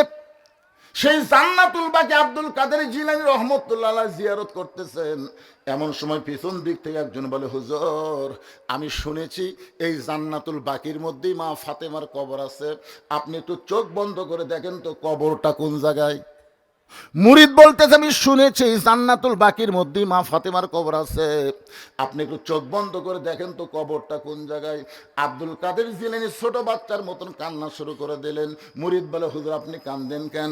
আব্দুল কাদের জিলানী, মুরিদ রে শোনো, এই জান্নাতুল বাকির মধ্যেই মা ফাতেমার কবর আছে, কিন্তু কবরটা কোন জায়গায় এটা কিয়ামত পর্যন্ত কেউ বলতে পারবে না। সমস্ত মুরিদ বলে, হুজুর এই জান্নাতুল বাকির মধ্যেই মা ফাতেমার কবর, কিন্তু কবরটা কোন জায়গায় কিয়ামত পর্যন্ত কেন বলা যাবে না। আব্দুল কাদের জিলানী বললেন, আমার মা ফাতেমা হইল জহুরা। আমার মা ফাতেমা হলো জহুরা, আর এই জহুরা হওয়ার কারণেই তার কবর কোন জায়গায় এটা কেউ বলতে পারবে না। সমস্ত মুরিদ বলে, হুজুর তাহলে জহুরা মানে কি? মরদ মানুষের জন্য না হলেও আমার মা বোনদের জন্যে জহুরা শোনা লাগবে। কারণ আজকে আমাদের মা বোনরা যদি ভালো হয়, এদের পেটের ভিতর থেকে যে সন্তান আসবে, আগামীতে এই সন্তানগুলো সবই আল্লাহর ওলি হয়ে জন্ম নেবে। ধরে কোন সুবহানাল্লাহ। কারণ মা যদি ভালো হয় সন্তান কি হয়? একটা নেপোলিয়ান খ্রিস্টান বলেছে, যদি তোমরা ভালো একটা সন্তান চাও তাহলে ভালো একটা মায়ের দরকার। এই চিল্লি মার্কা মা হলে চলবি না। রে বাচ্চারা এই সামনে যে এই দুটাতে বসে আছে না, ঘুম পারবি কে? ভালো ভালো এর মাও ভালো, হ্যাঁ এর মাও ভালো। এই জন্য এক জায়গায় বসে আছে, লড়ালড়ি করতেছে না। যে সমস্ত বাচ্চারা রাস্তায় ঘুরতেছে, দৌড়াদৌড়ি করতেছে, আপনি খোঁজলে দেখেন, ওই যখন মায়ের পেটে আসছিল ওর মাও এক পেট উঠলে গোটা পাড়া ঘুরিছে, ওই পেটের মধ্যেই ঘরণে ব্যারাম পাচ্ছে। বাইরে হয়ে আসা ভালো হবে। আমার মায়েরা যারা একটু মনোযোগ দিয়ে শোনেন, সমস্ত মুরিদ বলে হুজুর জোহরা মানে কি? আব্দুল কাদের জিলানী বললেন জোহরা মানে যদি জানতে চাও তাহলে শোনো, হযরত আলী এশার নামাজ আদায় করে বাড়ির মধ্যে ঢুকছে। হযরত আলী এশার নামাজ পড়ে কোথায় ঢুকছে? আপনারা এশার নামাজ পড়ে কোথায় ঢুকবেন? আজকে ওয়াজ শুনতেছেন, এটা ভিন্ন কথা। আল্লাহ রাসূল বলেছেন এশার নামাজের পরে কেউ যদি অযথা গল্প করে, বরং কোনো গল্প করা যাবে না। এশার নামাজের পরে তোমরা ঘুমায় যাবা, ফজরের নামাজের আগে তাহাজ্জুদ আছে, তাহাজ্জুদের মহব্বত আদায় করবা, ফজরের নামাজ জামাতের সঙ্গে আদায় করো। জোরে কোন সুবহানাল্লাহ। ফজরের নামাজ কার সাথে? জামাতের সাথে। আমার এলাকায় একদিন ফজরের আজান হয়নি, অনেক মুসল্লি মসজিদের দরজার এসে দেখে তালা দেওয়া। কে রে, মুয়াজ্জিন সাহেব আছে, এতন পায়নি, মসজিদে তালাই খোলেনি, চারিদিকে আজান হয়ে গেছে, এ তালা খুললো না কেন? 3-4 জন মুয়াজ্জিনের বাড়ি যায়, মুয়াজ্জিন সাহেব চারিদিকে আজান হয়ে গেছে আর তুমি মসজিদের তালাই খোলোনি। মুয়াজ্জিন হলমল করে বাইরে এসে বলতেছে, আর কান ধরে বলতেছি জীবনে ওয়াজ শুনবার যাবো না। মুয়াজ্জিন কান ধরে বলতেছে আর জীবনে ওয়াজ শুনবার যাবো না, এই ওয়াজ শুনবার যায় আমি চেতন পাইনি। তাহলে ওয়াজের ফজিলত দেখেন, ওয়াজ শুনে মুয়াজ্জিনই চেতন পায় না। তাহলে আজকে আমাদের অবস্থা কি হবে? এই জন্য আজকে আমরা নিয়ত করব, ওয়াজও শুনবো, ঘুমও পারবো, আবার ফজরের নামাজ জামাতের সঙ্গে আদায় করব। কি নিয়মে ঘুম পারলে, কি নিয়মে ওয়াজ শুনলে, কিভাবে ফজরের নামাজ জামাতে পড়া যায়, আল্লাহর কোরআন থেকে এই তালিমটা আমি আপনাদের দিব। নেবেন না ভাইজান? হযরত আলী এশার নামাজ পড়ে ঘরের মধ্যে ঢুইকা দেখে ফাতেমা সুন্দরী সাইজা গুইজা বসে আছে। হাসান হুসাইনকে সুন্দর করে সাজায় দিছে, ঘরটাও ফাতেমা সুন্দর করে সাজায় রাখছে।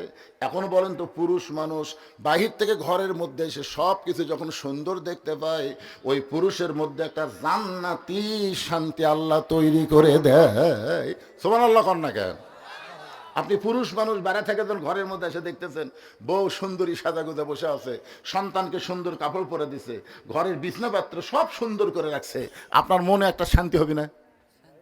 হবে কি হবে না কতক্ষণ? কিন্তু আয়সা দেখতেছেন একশোল মাটির শুয়ে থেকে গ্যাঙ্গাচ্ছে, আর একজন প্যান্টও খুলে বসে আছে, আর বউ তো পাতিলের হাঁড়ির মতন এটি কালি এটি হলদি লিয়ে বসে আছে। বিছনার দিকে তাকায় দেখেন বালুস একটি, খেতা একটি, চাদর উপর হয়ে আছে। তখন আপনি বলতেছেন, আল্লাহ রে, এ বাড়ির থেকে বেড়াই ভালো রে। অনেক মরদ মানুষ কিন্তু বাড়ির থাকবার চায় না, সবসময় বাহিরে ঘুরঘুর করে, কারণ ওর বাড়ির মধ্যে কি নাই? শান্তি নাই। ধরে বলেন কি নাই? হযরত আলী ঘরের মধ্যে ঢুকেই বলতেছেন আলহামদুলিল্লাহ, আলহামদুলিল্লাহ, আলহামদুলিল্লাহ। 3বার যখন আলহামদুলিল্লাহ শব্দ উচ্চারণ করেছে, এমন সময় ফাতেমা হাসান হোসেনকে বুকের মধ্যে নিয়ে বলে, বাবু তোমরা 2 ভাই একটু অন্য ঘরে যাও, তোমার বাবার সঙ্গে আমার গোপন কিছু গল্প আছে। যেই মাত্র ফাতেমা বলতেছে হাসান হোসেনকে, বাবা তোমরা 2 ভাই একটু অন্য ঘরে যাও, তোমার বাবার সঙ্গে আমার গোপন কিছু গল্প আছে, কথাবার্তা বলার সঙ্গে সঙ্গে হাসান হোসেন হাসতে হাসতে যখন অন্য ঘরে গেছে, এমন সময় ফাতেমা ঘরের দরজা বন্ধ করে দেয়।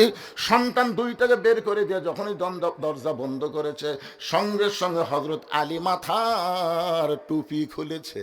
আপনারা বলেন তো, সন্তানকে বের করে দিয়ে বউ যদি ঘরের দরজা বন্ধ করে দেয়, তখন আর মাথার টুপি দেওয়া যাবে? একেবারে আস্তে কণ্ঠে। আপনি কি মনে করতেছেন আমি যত বড়ই বক্তা হই, আমি ওয়াজ করে বাড়ির যে টুপি মাথাতে থাকি? যদি 5 মিনিট দেরি হয়, বউ এসে টুপি খোলে, কি আবার হুজুরগিরি করবেন নাকি? শীতের দিনে একলা ল্যাব গরম হচ্ছে না, আর হুজুর খেলে ওয়াজ করে। আমি কইলাম তুমি এত গরম হচ্ছে কেন? আমার বউ বলতে, শোনেন, জনগণ যতদিন আপনাকে চাবে ততদিন আপনি বউ ভুলে থাকবেন। যেদিন থেকে জনগণ চাবি না, কেউ দাওয়াত দিবি না, তখন এসে আমার কাছে পড়ে যাবেন, কিন্তু আমার ঘুম হবি না। কেন? বলে প্রত্যেকটা বক্তা বুড়াকালে একটা ব্যারাম হয়, হাউস ফাউস ব্যারাম। এই যে মাইক ওয়াজ করে, এই ব্যারামের নাম হলো হাঁপানি ব্যারাম। ধরে কোন কি ব্যারাম? তখন আপনি স্বামী যদি আমার কাছে হাউস ফাউস করেন, ঘুম হবি। যৌবন বয়সে খেতা গরম করলাম একলাই, ল্যাব গরম করে একলাই, আর বুড়া বয়সে হাঁপানি নিয়ে বইয়ের কাছে আইছে। একটু মনোযোগ দেন, আল্লাহ কোরআনে বলেছেন, হুন্না লিবাসুল লাকুম ওয়া আনতুম লিবাসুল লাহুন্না। স্বামী হলো বিবির পোশাক, বিবি হলো স্বামীর পোশাক। যেই মাত্র ফাতেমা দরজা বন্ধ করেছে, সঙ্গে সঙ্গে হযরত আলী মাথার টুপি খুলেছে। ফাতেমা এক দৌড়ে এসে স্বামীর বুকের মধ্যে মাথা ঢুকে ছোট বাচ্চার মতন ফোঁপায় ফোঁপায় কাঁদতেছে। আলী বলতেছে, ফাতেমা তোমার কান্দার কারণ কি? ফাতেমা বলে, স্বামী গো, আর কোনোদিন ঘর সাজাবার পারবো না, আর কোনোদিন সন্তান দুইটাকে সাজাই দিবার পারবো না, আর কোনোদিন সাইদা গুইদা আপনার সামনে দাঁড়াবার পারবো না, কারণ আজকে গভীর রাত্রে ফাতেমার মৃত্যু হবে। যেই মাত্র কইছে গভীর রাত্রে ফাতেমার মৃত্যু হবে, গাছের গোড়া কাটলে গাছটা যেমন পড়ে যায়, হযরত আলী তেমনি পড়ে গেলেন ঘরের মাঝায়। ফাতেমা এবার মুস্কি মুস্কি হাসতেছে।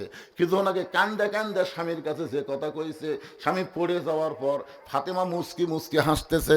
মুস্কি মুস্কি হেসে ওই স্বামীর মাথাটা উরাতের উপরে নিয়ে কপালে একটা চুমা দেয়, বলে, স্বামী গো, এতদিন আমি জানতাম আপনি পৃথিবীর সবচাইতে বড় জ্ঞানী, আপনি পৃথিবীর সবচাইতে বড় বীর। এজিদের চামচা বলেছে, হোসাইন তোমার বাবা হলো বিশ্ব আলেম, তোমার বাবা শুধু বিশ্ব আলেম না। ফাতেমা বলতেছে, আমার নবী বলেছেন, আমার বাবা বলেছেন, আলী আসাদুল্লাহিল গালিব, আলী হচ্ছেন পৃথিবীর সবচাইতে বড় বীর। ধরে কারণ সুবহানাল্লাহ। ফাতেমা বলতেছে, পৃথিবীর সবচাইতে জ্ঞানী আপনি, সবচাইতে বড় বীর আপনি, আর বইয়ের মরার খবর শুনে এভাবে পড়ে গেলেন। আপনি কি মনে করেন দুনিয়াতে আসা থাকার জন্য না যাওয়ার জন্যে? সবাই বলেন, ছোট বড় যারা বসে আছেন সবাইকে বলতে হবে। আমি যেই বলবো আসলে, আপনারা বলবেন যাইতে হবে। আসলে কবে?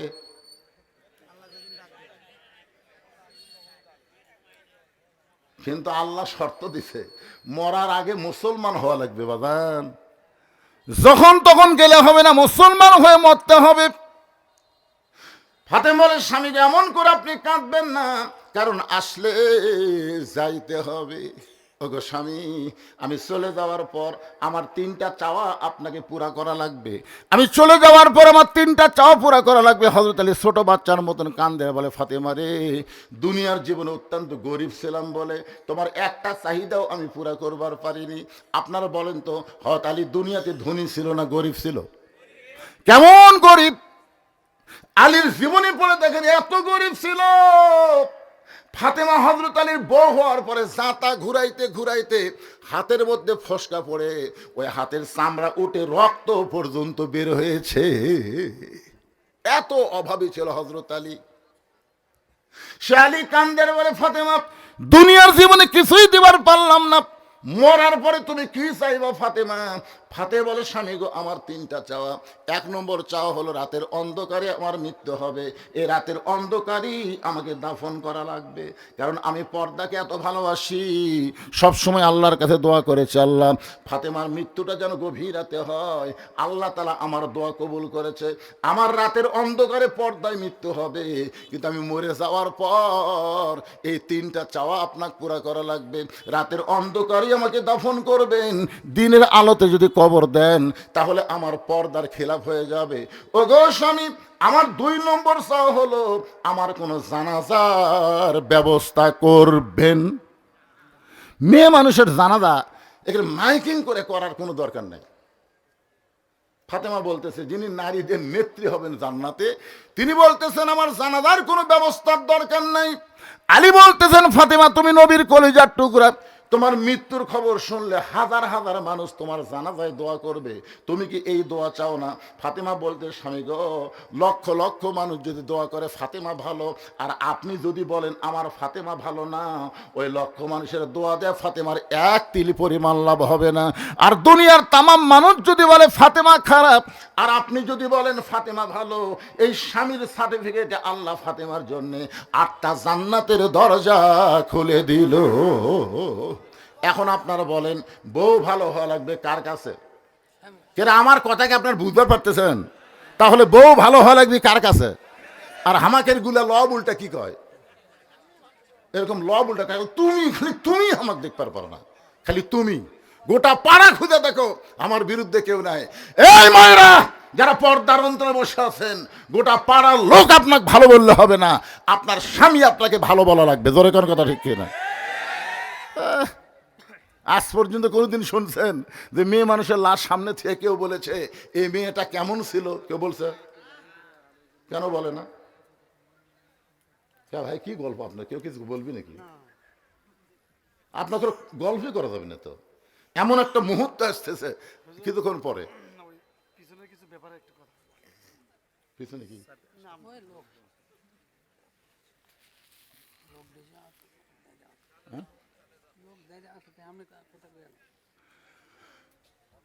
আসলে একে তো বদরশীদ বক্তা এই এলাকাত খুব কম আসছে, ঠিক কেনা বলেন? এই বছর তো আশাই হয়নি।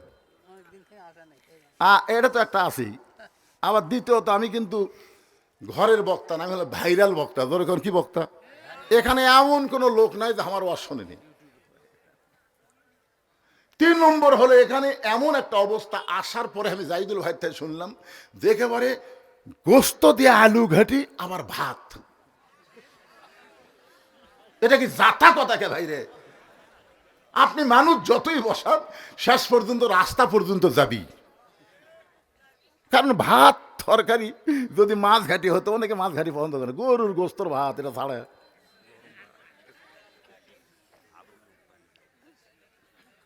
আরো লোক বলে পারলো তো গোপনে গোপনে কাজ করে যাচ্ছে।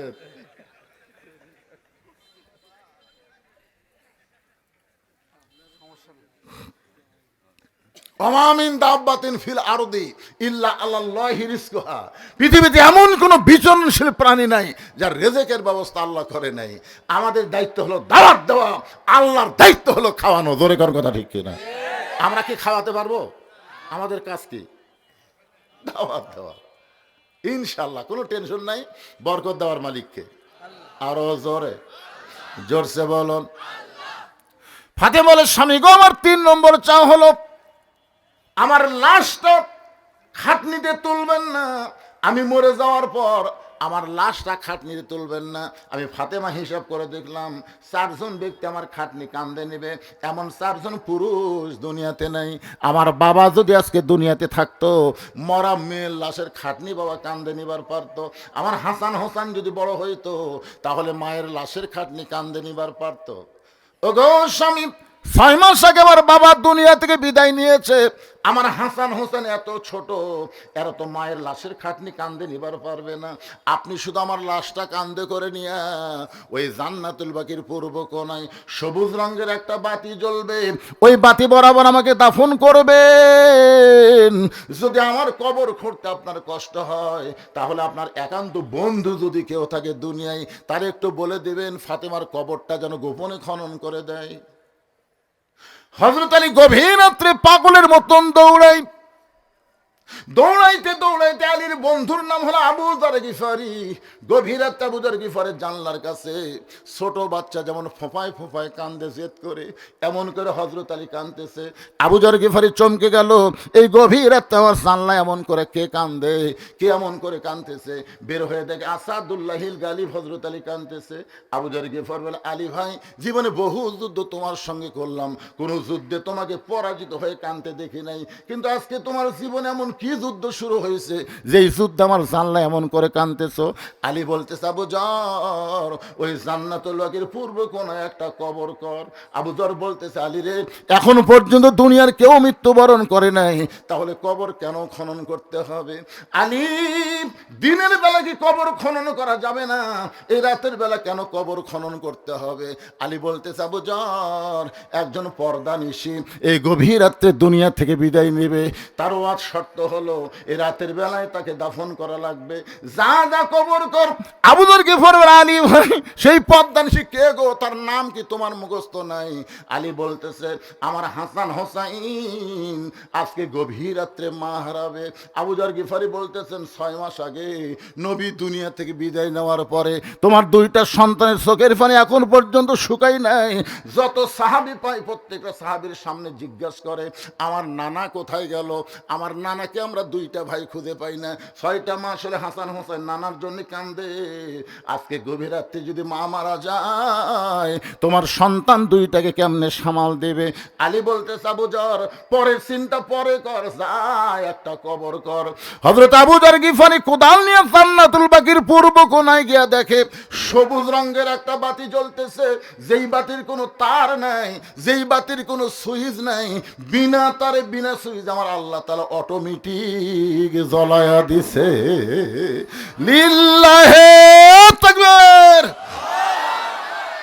অনেক সময় আমার কাছে গল্প করে, হুজুর কবরে কোনো জানলা নাই, দরজা নাই, কবরে কোনো বালিশ নাই, খেতা নাই, এই কবরে কেমনে থাকবো? আরে পাগল, কবরের পাথেও দুনিয়া থেকে জোগাড় করে যদি যাওয়ার পারেন, আপনার কবর কবর থাকবে না, আপনার কবর জান্নাতের বাগান হয়ে যাবে। জোরে কোনো কথা ঠিক কি না? এই জন্যই তো কবি তার গজলের মধ্যে বলতেছেন, কিন্তু যেদিন ডাক পড়িবে কবর মাঝে যাইতে, জোগাড় কিছু করছো বন্ধু তার মাঝে বিছাইতে। কিন্তু যেদিন ডাক পড়িবে, কিন্তু যেদিন সেটা কোন দিন? তাহলে যে কোনো সময় যদি ডাক পড়ে, তাহলে কবরের জন্য আপনারা কি জোগাড় করছেন? খলিফা হারুনের দরবারে একটা পাগল মাঝে মধ্যে আসতো, পাগলের নাম হলো বাহরুল পাগল। ধরে কোন কি পাগল? কখনো কান্দে কখনো হাসে। উজির নাজির মন্ত্রীরা বিরক্ত হয়ে খলিফা হারুনকে বললেন, যাবো না, এই পাগল যেন রাজ দরবারে না আসতে পারে, এমন একটা ব্যবস্থা করেন এই পাগল ছাগল রাজ দরবারে। খলিফা হারুন চিন্তা করলেন কি করা যায়। তিনি বাহলুলকে কাছে ডেকে বললেন, বাহলুল ভাই, আমাকে একটা কাজ করে দেওয়া লাগবে, আপনি পারবেন? বাহলুল চিন্তা করে, পাগলক যাই ভাই কছে, কি কাজ? যাবো না। বলে, আমার একটা লাঠি আছে, এই লাঠিটা আপনাকে দিয়ে দিলাম, শর্ত হলো আপনার চাইতে বোকা যদি কেউ থাকে তাকে লাঠিটা দিয়ে দিবেন। বাহলুল পাগল লাঠি নিয়ে চলে গেছে। খলিফা হারুন বললেন, শোনো, এই পাগল আর দরবারে আসবে না। উজির নাজির মন্ত্রী বললেন, কেন স্যার? বলে, এই জন্য আসবে না, ওর সাথে বোকা মানুষও খুঁজে পাবি না, লাঠি দাও, কামও শেষ হবি না। আর কাম না শেষ হলে আসে? আসলেই তাই, কয়েক বছর বাহলুল পাগল রাজ দরবারে আসেনি, ওর চাইতে বোকা মানুষ খুঁজাও পায়নি, ওর হাতুতে লাঠি আছে। কিন্তু খলিফা হারুন যখন দুর্বল হয়ে বিছনাত পড়ে গেছে, এমন সময় বাহলুল পাগল লাঠি নিয়ে হাজির। খলিফা হারুন বলে, কেরে বাহলুল, লাঠি যে এখনো তোর হাতে আছে, লাঠি দেওয়ার মানুষ আজকে হয়তো পাওয়া যাবে। খলিফা হারুন চমকে বলতেছে, এই ঘরের মধ্যে তুমি আর আমি ছাড়া তো কেউ নাই, তা লাঠি কেমনে কাকে দিবা? বলে, যাবো না। আপনাকে একটা প্রশ্ন করি, মনে করেন আপনি যে শহরে বসবাস করতেছেন শহরের নাম কি? খলিফা হারুন বললেন, বাগদাদ শহর। বাহলুল পাগল বলেন, বাগদাদ শহর থেকে মক্কা শহরে আপনি যদি 10 দিনের সফরে যান, আপনি কিভাবে যাবেন? খলিফা হারুন বলতেছে, পাগল, বাগদাদ হলো আমার চীনা, মক্কা হলো আমার অচেনা, তাহলে চীনা শহর থেকে অচেনা শহরে গেলে মাল সামানা জোগাড় করি আমাকে যাওয়া লাগবে, কারণ ওখানে যায় যেন আমার বিপদ না হয়। বাহলুল পাগল বলে, যাবো না। শোনেন, দুনিয়ার একটা শহর থেকে আর একটা শহরে 10 দিনের সফরে গেলে মাল সামানা জোগাড় করে আপনি রওনা দেবেন, তাহলে দুনিয়ার জগৎ থেকে আখিরাতের জগতে কবরের ঈশ্বাসন দিয়ে আপনাকে যাওয়া হবে, যে কবরের মধ্যে 50,000 বছর আপনাকে থাকা লাগবে, সে কবরের পাথেয় হিসাবে কতটুকু আপনি জোগাড় করছেন? খলিফা হারুনের চোখ দিয়ে দর দর করে পানি পড়তেছে। বাহলুল পাগল বলে, যাবো না। খবর কি? বলে, ওই কবরের জন্য আমি তেমন কিছু জোগাড় করতে পারি নাই। বাহলুল পাগল বলে, তাহলে আপনার লাঠি আপনি নেন, এই দুনিয়াতে আসার পরে মৃত্যু সামনে আছে, এইটা জানার পরে কবরের পাথেও যারা জোগাড় করে না, তারা হলো সব চাইতে বড় বোকা। তখন তো ব্যাগের ঠেলায় ব্যাগ বড় হয়ে যাবে। মাশাআল্লাহ, 200 না 250 টাকা দান করছে, আল্লাহ কবুল করেন। আল্লাহ সবগুলো মিলে এই কয় টাকা? ও, মহিলা আসেনি, যাই হোক, আপনারা যা দিচ্ছেন খুশি মতো ইনশাল্লাহ। চাপাচাপি করলে মন খারাপ করে জনগণ। একটু মহব্বতে আল্লাহর জিকির, লা ইলাহা ইল্লাল্লাহ, লা ইলাহা ইল্লাল্লাহ, লা ইলাহা। আল্লাহর জিকির করতে অলসতা লাগতেছে, লা ইলাহা ইল্লাল্লাহ, লা ইলাহা ইল্লাল্লাহু মুহাম্মাদুর রাসূলুল্লাহ সাল্লাল্লাহু আলাইহি সাল্লাম। আমার বাপজান প্রবাসীদের দানের কথা যেভাবে বলছে, জনগণ মনে করছে প্রবাসীরা দিলেই চলবে, দেশের লোকের দেওয়ার দরকার নাই। হ্যাঁ, প্রবাসীরা দিচ্ছে, দিবে দিবে। যদি শোনে যে আপনারা দেন নাই, ওরা আরো বাড়ায় দিবে। মানুষ যখন প্রবাসে যায়, ওই মানুষের মনটা শিশুর মতো নরম আল্লাহ করে দেয়। দেশে আছেন তো বুঝতে পারতেছেন না, প্রবাসে টাকা কামাই করা কত কষ্ট। তারপরেও 30,000 টাকাও একজন দান করছে। আমি শুনলাম 6,000 করে দুইজন দিছে, 3,000 করে অনেকে দান করছে, 1500 করে, 20,000ও দিছে, 10,000ও দিছে। আল্লাহ তাদের এই বিশাল দানকে আল্লাহ কবুল করেন।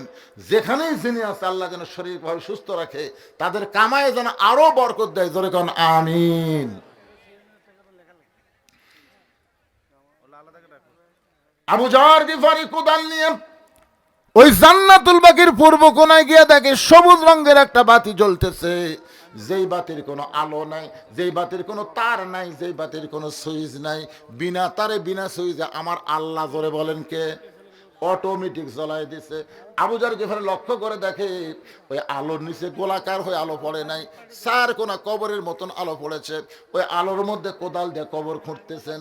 কবর খুঁড়তে খুঁড়তে এক সময় আবু জার গিফারি আবেগে মুখ ফসকে বলে ফেলেছে, কবর তুই কি জানিস রে কবর আজকে গভীর রাত্রে কবর খোঁড়ার কারণ কি? যাকে দাফন করা হবে আল্লাহ নবীর মেয়ে হওয়ার পরেও নবী তাকে মায়ের মতন সম্মান দিয়েছে। কবর খবরদার বেয়াদবি করবি না। আজকে তোর মধ্যে যাকে দাফন করা হবে তার দুইটা সন্তানকে আল্লাহ জান্নাতের যুবকদের সর্দার বানাইছে। কোদাল দিয়ে কবর খুঁড়তে খুঁড়তে এক সময় আবু জার গিফারি বলে, কবর তুই কি জানিস গভীর রাত্রে কেন কবর খুঁড়তেছি? তোর মধ্যে যাকে দাফন করা হবে হযরত আলীর স্ত্রী ফাতেমাকে দাফন করা হবে। কবর খবরদার বেয়াদবি করিস না। এই কথা বলে আবার যখন কোদাল মারতে চায় এমন সময় কবরের ভিতর থেকে আওয়াজ আসছে, আবু জার কার মা কার মেয়ে কার বিবি এইটা কবর দেখবে না। আমল যদি ভালো হয় কবর জান্নাতের বাগান হবে, আর আমল যদি খারাপ হয় কবর জাহান্নামের গর্ত হবে। আপনারা মনে করেন না এই কথাটা ফাতেমার জন্য বলছে? ফাতেমার জন্য না, আমরা যারাই কবরে যাব তাদের সবাইকে লক্ষ্য করে বলা হয়েছে, কার মা কার মেয়ে কার বিবি এইটা দেখা হবে না, দেখা হবে আমল যদি ভালো হয় কবর জাহান্নামের কি হবে, গর্ত। আমল যদি ভালো হয় জান্নাতের টুকরা হয়ে যাবে, আমল যদি খারাপ হয় কবর জাহান্নামের গর্ত হবে। এই শব্দ আবু জার গিফারির কানে ঢোকার সঙ্গে সঙ্গে গোটা দেহ থর থর করে কম্পন শুরু হয়ে গেল, হাতের কোদাল পড়ে গেল, আর কবর খুঁড়তে পারলেন না। হযরত আলী গভীর রাত্রে ফাতেমার দেহটাকে নিজের কাঁধে করে নিয়ে ওই জান্নাতুল বাকিতে যাবার চায়, কিন্তু ঘরের মধ্যে ঢুইকা থেকে অবাক কাণ্ড, ফাতেমা নিজে নিজেই গোসল করেছে। সুবহানাল্লাহ বলেন। ফাতেমারে কোনো মেয়ে মানুষ গোসল করায় দেয় নাই, নিজের শেষ গোসলটা নিজেই করেছেন। এই কারণেই করেছেন ফাতেমা মেয়েদেরকেও পর্দা করে। জোরে কন্যা সুবহানাল্লাহ।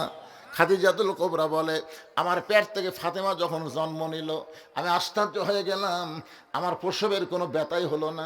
ফাতেমা দুনিয়াতে আসার পরে আমি তাকায় দেখি, আমি মা খাদিজা নিজ আমার মেয়ের দিকে তাকায় দেখি ফাতেমা তার নিজের এই দুইটা হাত দিয়া তার ইজ্জত ঢেকে দুনিয়াতে ভূমিষ্ঠ হয়েছে। আমি মা খাদিজা কোনোদিন ফাতেমার ইজ্জত পর্যন্ত দেখতে পাই নাই। জোরে কন্যা সুবহানাল্লাহ। ফাতেমা নিজে নিজে কাফনের কাপড় পরেছে, নিজে নিজে কাফনের কাপড় পরে মাঝখানে নিজে শুয়ে দুই পাশে দুইটা সন্তানকে বুকে হাত দিয়ে ঘুমাইয়া দিছে। হাসান হোসেন যখন ঘুমায় গেছে এমন সময় ফাতেমা এই দুনিয়া থেকে বিদায় নিয়ে চলে গেছে। হযরত আলী ফাতেমার দেহখানা কাঁধে করে নিয়ে ওই জান্নাতুল বাকির পূর্ব কোনায় গিয়ে বলে, আবু জার কবর থেকে সরে যা। আল্লাহ তাআলা আবু জারকে আগেই কবর থেকে খেদায় দিস। ফাতেমাকে দাফন করার পরে কবরের দিকে তাকায় বলতেছে, কবর আজকে তোর মধ্যে যাকে দাফন করলাম আমি স্বামী হিসাবে সাক্ষী দিচ্ছি, আমার বিবি হলেন সবচাইতে ভালো পর্দানিশী। জোরে কন্যা সুবহানাল্লাহ। আমি স্বামী হয়ে বলতেছি আমার ফাতেমা পর্দানিশী। কবর আমার ফাতেমা পর্দানিশী, ও দরদে আল্লাহ আমার পর্দানিশী বিবি ফাতেমাকে তুমি কবুল করে নাও। যেই বলেছে কবুল করে নাও, আলী তাকায় দেখে সামনে কয়েকটা পুরাতন কবর দেখা যায়, এইমাত্র ফাতেমার কবর নিজের হাতে দিছে, সেই কবরটার নাই।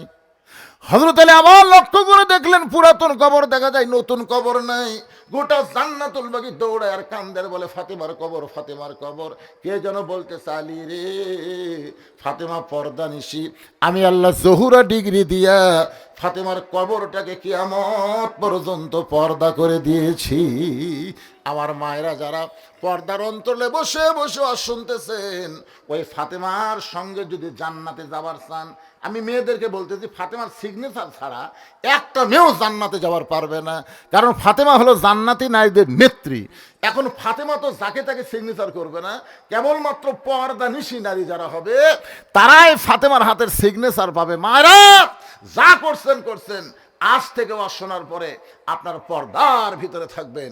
পুরুষেরা যা করছেন করছেন, ফজরের নামাজ থেকে নামাজ শুরু করবেন। আর কথা কয় না। আপনারা মাগরিব এশার নামাজ কারা কারা পড়েননি হাত তোলেন, এ কথা আমি কমো না, এ কথাই বলবো না। কারণ মাগরিব এশা কারা কারা পড়েননি হাত তুলবার বললে আপনারা শরম পাবেন। কিন্তু আজকের এই ওয়াজ শোনার পরে মরা লাগবে, বাঁচার কোনো বুদ্ধি নেই, যে কোনো সময় যাইতে হবে, এইটা বিশ্বাস করে কারা কারা ফজর পড়বেন না, কারা কারা ফজরের নামাজ পড়বেন না, তারা একটা হাত তোলেন। কোনটি? ওটা ভুল করে ইচ্ছা করে কেউ তুলবে না। তাহলে কি বুঝতেছেন? আজকের মসজিদের উন্নয়ন কল্পে মাহফিল, ফজরের সবাই যদি নামাজ পড়ে, মাহফিল কমিটি ধন্য হয়ে গেছে। এত টাকা খরচ করার পরেও তারা লস হয়নি। কারণ আজকের মাহফিলের কারণে যদি সবাই ফজরের নামাজ আদায় করে, ইনশাআল্লাহ আল্লাহ যদি দেয়, দুনিয়ার কেউ আটকাবার পারবে না। ধরে কোন কথা ঠিক কথা বলেন ভাইজান? হ্যাঁ, কোনো টেনশন নাই।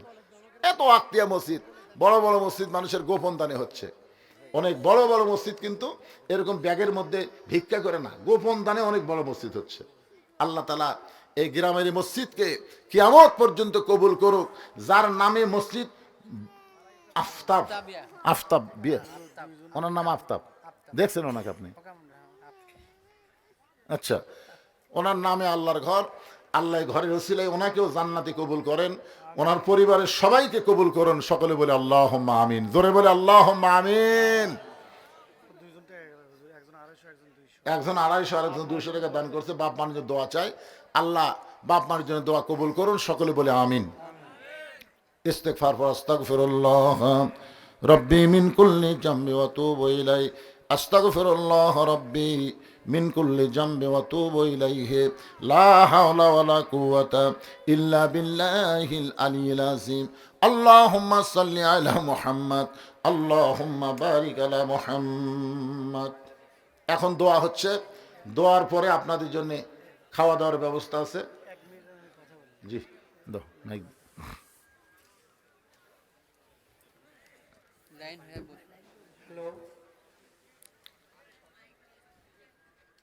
সম্মানিত মুসল্লিবৃন্দ, আমাদের সামের যারা এখানে আছেন, যারা সামের আছেন, তারা দয়া করে এখানে উঠে আপনারা ভান্ডারখানার দিকে চলে যান। পাশাপাশি রাস্তার উপর কিছু অটো রাখছেন, যেটা আমাদের কাজের বিঘ্ন ঘটতেছে। আমার ওখান থেকে বলে গেল রাস্তার উপর কিছু অটো আছে, অটো তোষকের মহব্বত কলিজা থেকে বের করে এই জান্নাতের বাগানে বসে বসে কোরআন হাদিস আলোচনা শোনার শেষে আমি গুনাহগারের সঙ্গে রহমতের দরজায় ফকির হয়ে দোকানে হাত তুলেছে। মেহেরবানি করে আজকের মাহফিল আমাদের সকলের হেদায়েতের জন্যে, নাজাতের জন্যে, জান্নাতের জন্যে কবুল করো। এই মাহফিলের শুরু থেকে শেষ পর্যন্ত যত আলোচনা হয়েছে আল্লাহ, এর মধ্যে যদি ত্রুটি হয়, ভুল হয়, মাফ করে দিও। এর যা হাদিয়া মঞ্জুর করো, সোনার মদিনায় নবী পাকের রওজা মোবারকে আল্লাহ কবুল করে নিও। তামাম আম্বিয়া কেরাম, আসহাবে কেরাম, তাবিনী কেরাম, তাবা তাবিনী কেরাম, তামাম পৃথিবীর মাটির নিচে যত মুমিন মুমিনা আছে আল্লাহ, সকলের আরওয়াহ আর হাদিয়া কবুল করো। আমরা যারা হাত তুলেছি, আমাদের জনম দুখুনি মা যাদের কবরে গেছে, আমাদের দরদের বাবা আজকে যাদের কবরে হয়েছে আল্লাহ, মেহেরবানি করে মা বাবার কবরকে জান্নাতের টুকরা কবুল করো। আমাদের দাদা দাদি, নানা নানি, আত্মীয় স্বজন, আমাদের আপনজন যারা কবরে গেছে আল্লাহ, কবরবাসীদের মাফ করে দাও আল্লাহ। এই মাঝবাড়ি মন্ডল পাড়া তোমার বান্দা বান্দিরা কত কষ্ট করে মেহনত করে এত সুন্দর একটা আয়োজন করেছে আল্লাহ। তোমার কোরআনের খাতিরে আজকের মাহফিলকে ওসিলা করে মাঝবাড়ি মন্ডল পাড়ার উপরে রহমত বরকতের দরজা খুলে দাও। যে ওয়াক্তিয়া মসজিদকে কেন্দ্র করে আজকের এই মাহফিল, এই মসজিদের মহব্বতে নগদে বাগিতে দান করেছে যারা, মসজিদকে কেন্দ্র করে তাদের সকলকেই মাফ করে দাও আল্লাহ। আমাদের মধ্যে আমি সহ যারা অসুস্থ অবস্থায় আছি সবাইকে সুস্থতার নিয়ামত দান করে দাও। বিশেষ করে দেশ নেত্রী বেগম খালেদা জিয়া, পরপর 3 বারের প্রধানমন্ত্রী, মাবুদ গোটা বাংলাদেশের সমস্ত মানুষ তার জন্য দোয়া করতেছে, আমরাও আজকে দোয়া করি আল্লাহ তাকে শাফাআতে কুল্লিয়া দান করে পরিপূর্ণ সুস্থ হয়ে আবার আমাদের কাছে কবুল করে নাও আল্লাহ। তরুণ একটা যুবক ওসমান হাদি আততায়ীর গুলিতে আজকে সে কঠিন বিপদের মধ্যে আছে, আল্লাহত অবস্থায় আছে, অসুস্থ অবস্থায় আছে। আমরা তার জন্য দোয়া করি আল্লাহ তাকে তুমি পুরোপুরি সুস্থ করে আমাদের দিকে ফিরিয়ে দাও মাবুদ। কে কোন নিয়ত করে হাত তুলেছে সকলের নেক নিয়ত নেক আশাকে তুমি কবুল করো। আজকের মাহফিলের সম্মানিত সভাপতিকে আল্লাহ তুমি কবুল করো, সভাপতি সহ সভাপতিদের কবুল করো, প্রধান অতিথিকে কবুল করো আল্লাহ। আজকের মাহফিলের বরেণ্য অতিথিদের কবুল করো, প্রধান পৃষ্ঠপোষককে কবুল করো, প্রধান মেহমানকে কবুল করো মাবুদ। বিশেষ অতিথিদের কবুল করো, খাস করে মসজিদ কমিটিকে কবুল করো যার নামে তোমার ঘর আফতাব সাহেব কবরের বাসিন্দা হয়ে গেছে আল্লাহ। তার কবরকে তার পুরো পরিবারের উপরে রহমত আর বরকতের দরজা খুলে দাও আল্লাহ। কে কোন নিয়ত করে হাত তুলেছে আল্লাহ সকলের নেক নিয়তের কাছে কবুল করো। প্রবাসীদের জন্য আমরা প্রাণ খুলে দোয়া করি, যারা অনেক টাকা দান করছে আজকের মাহফিলে দেশে থাকলে সামিল হতো, দূরে থেকে আজকে তারা চোখের পানি বের করে কাঁদতেছে। আর আমাদের জন্যে এই মাহফিলের জন্য কত কি তারা করতেছে আল্লাহ। যেখানেই থাক ভালো রেখো, কামায়ে বরকত দিও, বিপদ আপদ মুসিবত থেকে আল্লাহ প্রবাসীদের তুমি খাস করে হেফাজত করো। প্রতি বছর তারা বেশি বেশি যেন এমন দান করতে পারে, এমন ইমানি শক্তি আল্লাহ দান করে দাও। যে বাচ্চাটা টার্গেট লাইন মারতেছে আসলে বাচ্চাটারে আল্লাহ তুমি ভালো করে দাও আল্লাহ। কারণ এর জন্মের সমস্যা হওয়ার কারণেই আলেমদের চোখে টার্গেট লাইন মারতেছে আল্লাহ। আমরা দোয়া করি আল্লাহ এই বাচ্চাটা যেভাবেই দুনিয়াতে আসুক তাকে তুমি পুরোপুরি ভালো করে দাও আল্লাহ। আমাদের বাচ্চাগুলো নষ্টের পথে চলে যাচ্ছে আল্লাহ, এই বাচ্চাগুলোকে আমরা নষ্ট হতে দিতে চাই না আল্লাহ। এই বাচ্চাগুলোকে তুমি ভালো করে দাও আল্লাহ। ছোট ছোট বাচ্চারা বোঝে না, না বুঝে আজকে অনেক অকাম কুকাম করে আল্লাহ। এই বাচ্চাগুলোকে ভালো করো। আর বাপ মার জন্য আমরা দোয়া করি আগামীতে যে বাচ্চাগুলো দুনিয়াতে আসবে বাপ মা যেন ভালো হয় এবং তাদের মাধ্যমে সন্তানগুলো ভালো সন্তান যেন আমরা পাই আল্লাহ তুমি কবুল করো। এই মাছবাড়ি বাগবাড়ি অত্র এলাকার সন্তান শহীদ প্রেসিডেন্ট জিয়াউর রহমান আল্লাহ, এমন একটা সন্তান আমাদের বগুড়া থেকে জন্ম হয়েছে যার কারণে গোটা পৃথিবী, এমনকি আরাফার ময়দানে গেলে নিমের গাছের নিচে যখন বসি আহা কি সন্তান বগুড়াবাসী উপহার দিয়েছে গোটা পৃথিবীকে আল্লাহ। আল্লাহ সেই শহীদ জিয়ার এলাকায় এমন সুন্দর সুন্দর সন্তানকে তুমি কবুল করো আল্লাহ। আল্লাহ এই বাগবাড়ি মাছবাড়ি এই গাবতলী গোটা বিশ্বের কাছে পরিচিত পেয়েছে শহীদ প্রেসিডেন্ট জিয়াউর রহমানের জন্যে আল্লাহ। তার সন্তান তারেক জিয়াকে তুমি ভালো রেখো আল্লাহ। আমাদের দেশে ফিরে আসার ব্যবস্থা করো, সমস্ত কুচক্রের মহল থেকে আল্লাহ তুমি তাকে হেফাজত করো আল্লাহ। আমাদের সকলকে মাফ করো। আজকে আমাদের দোয়াকে আল্লাহ তুমি কবুল করো। যেদিন আমাদের মৃত্যু হবে দিনটা যেন জুমার দিন হয়, মাসটা যেন রমজান মাস হয়, ইমানের সাথে ইজ্জতের সাথে এই দুনিয়া থেকে বিদায় নেওয়ার কালে আমাদের জবানে জারি করে দিও লা ইলাহা ইল্লাল্লাহু মুহাম্মাদুর রাসূলুল্লাহ সাল্লাল্লাহু আলাইহি সাল্লাম। আসসালামু আলাইকুম ওয়া রাহমাতুল্লাহি ওয়া বারাকাতুহু। সম্মানিত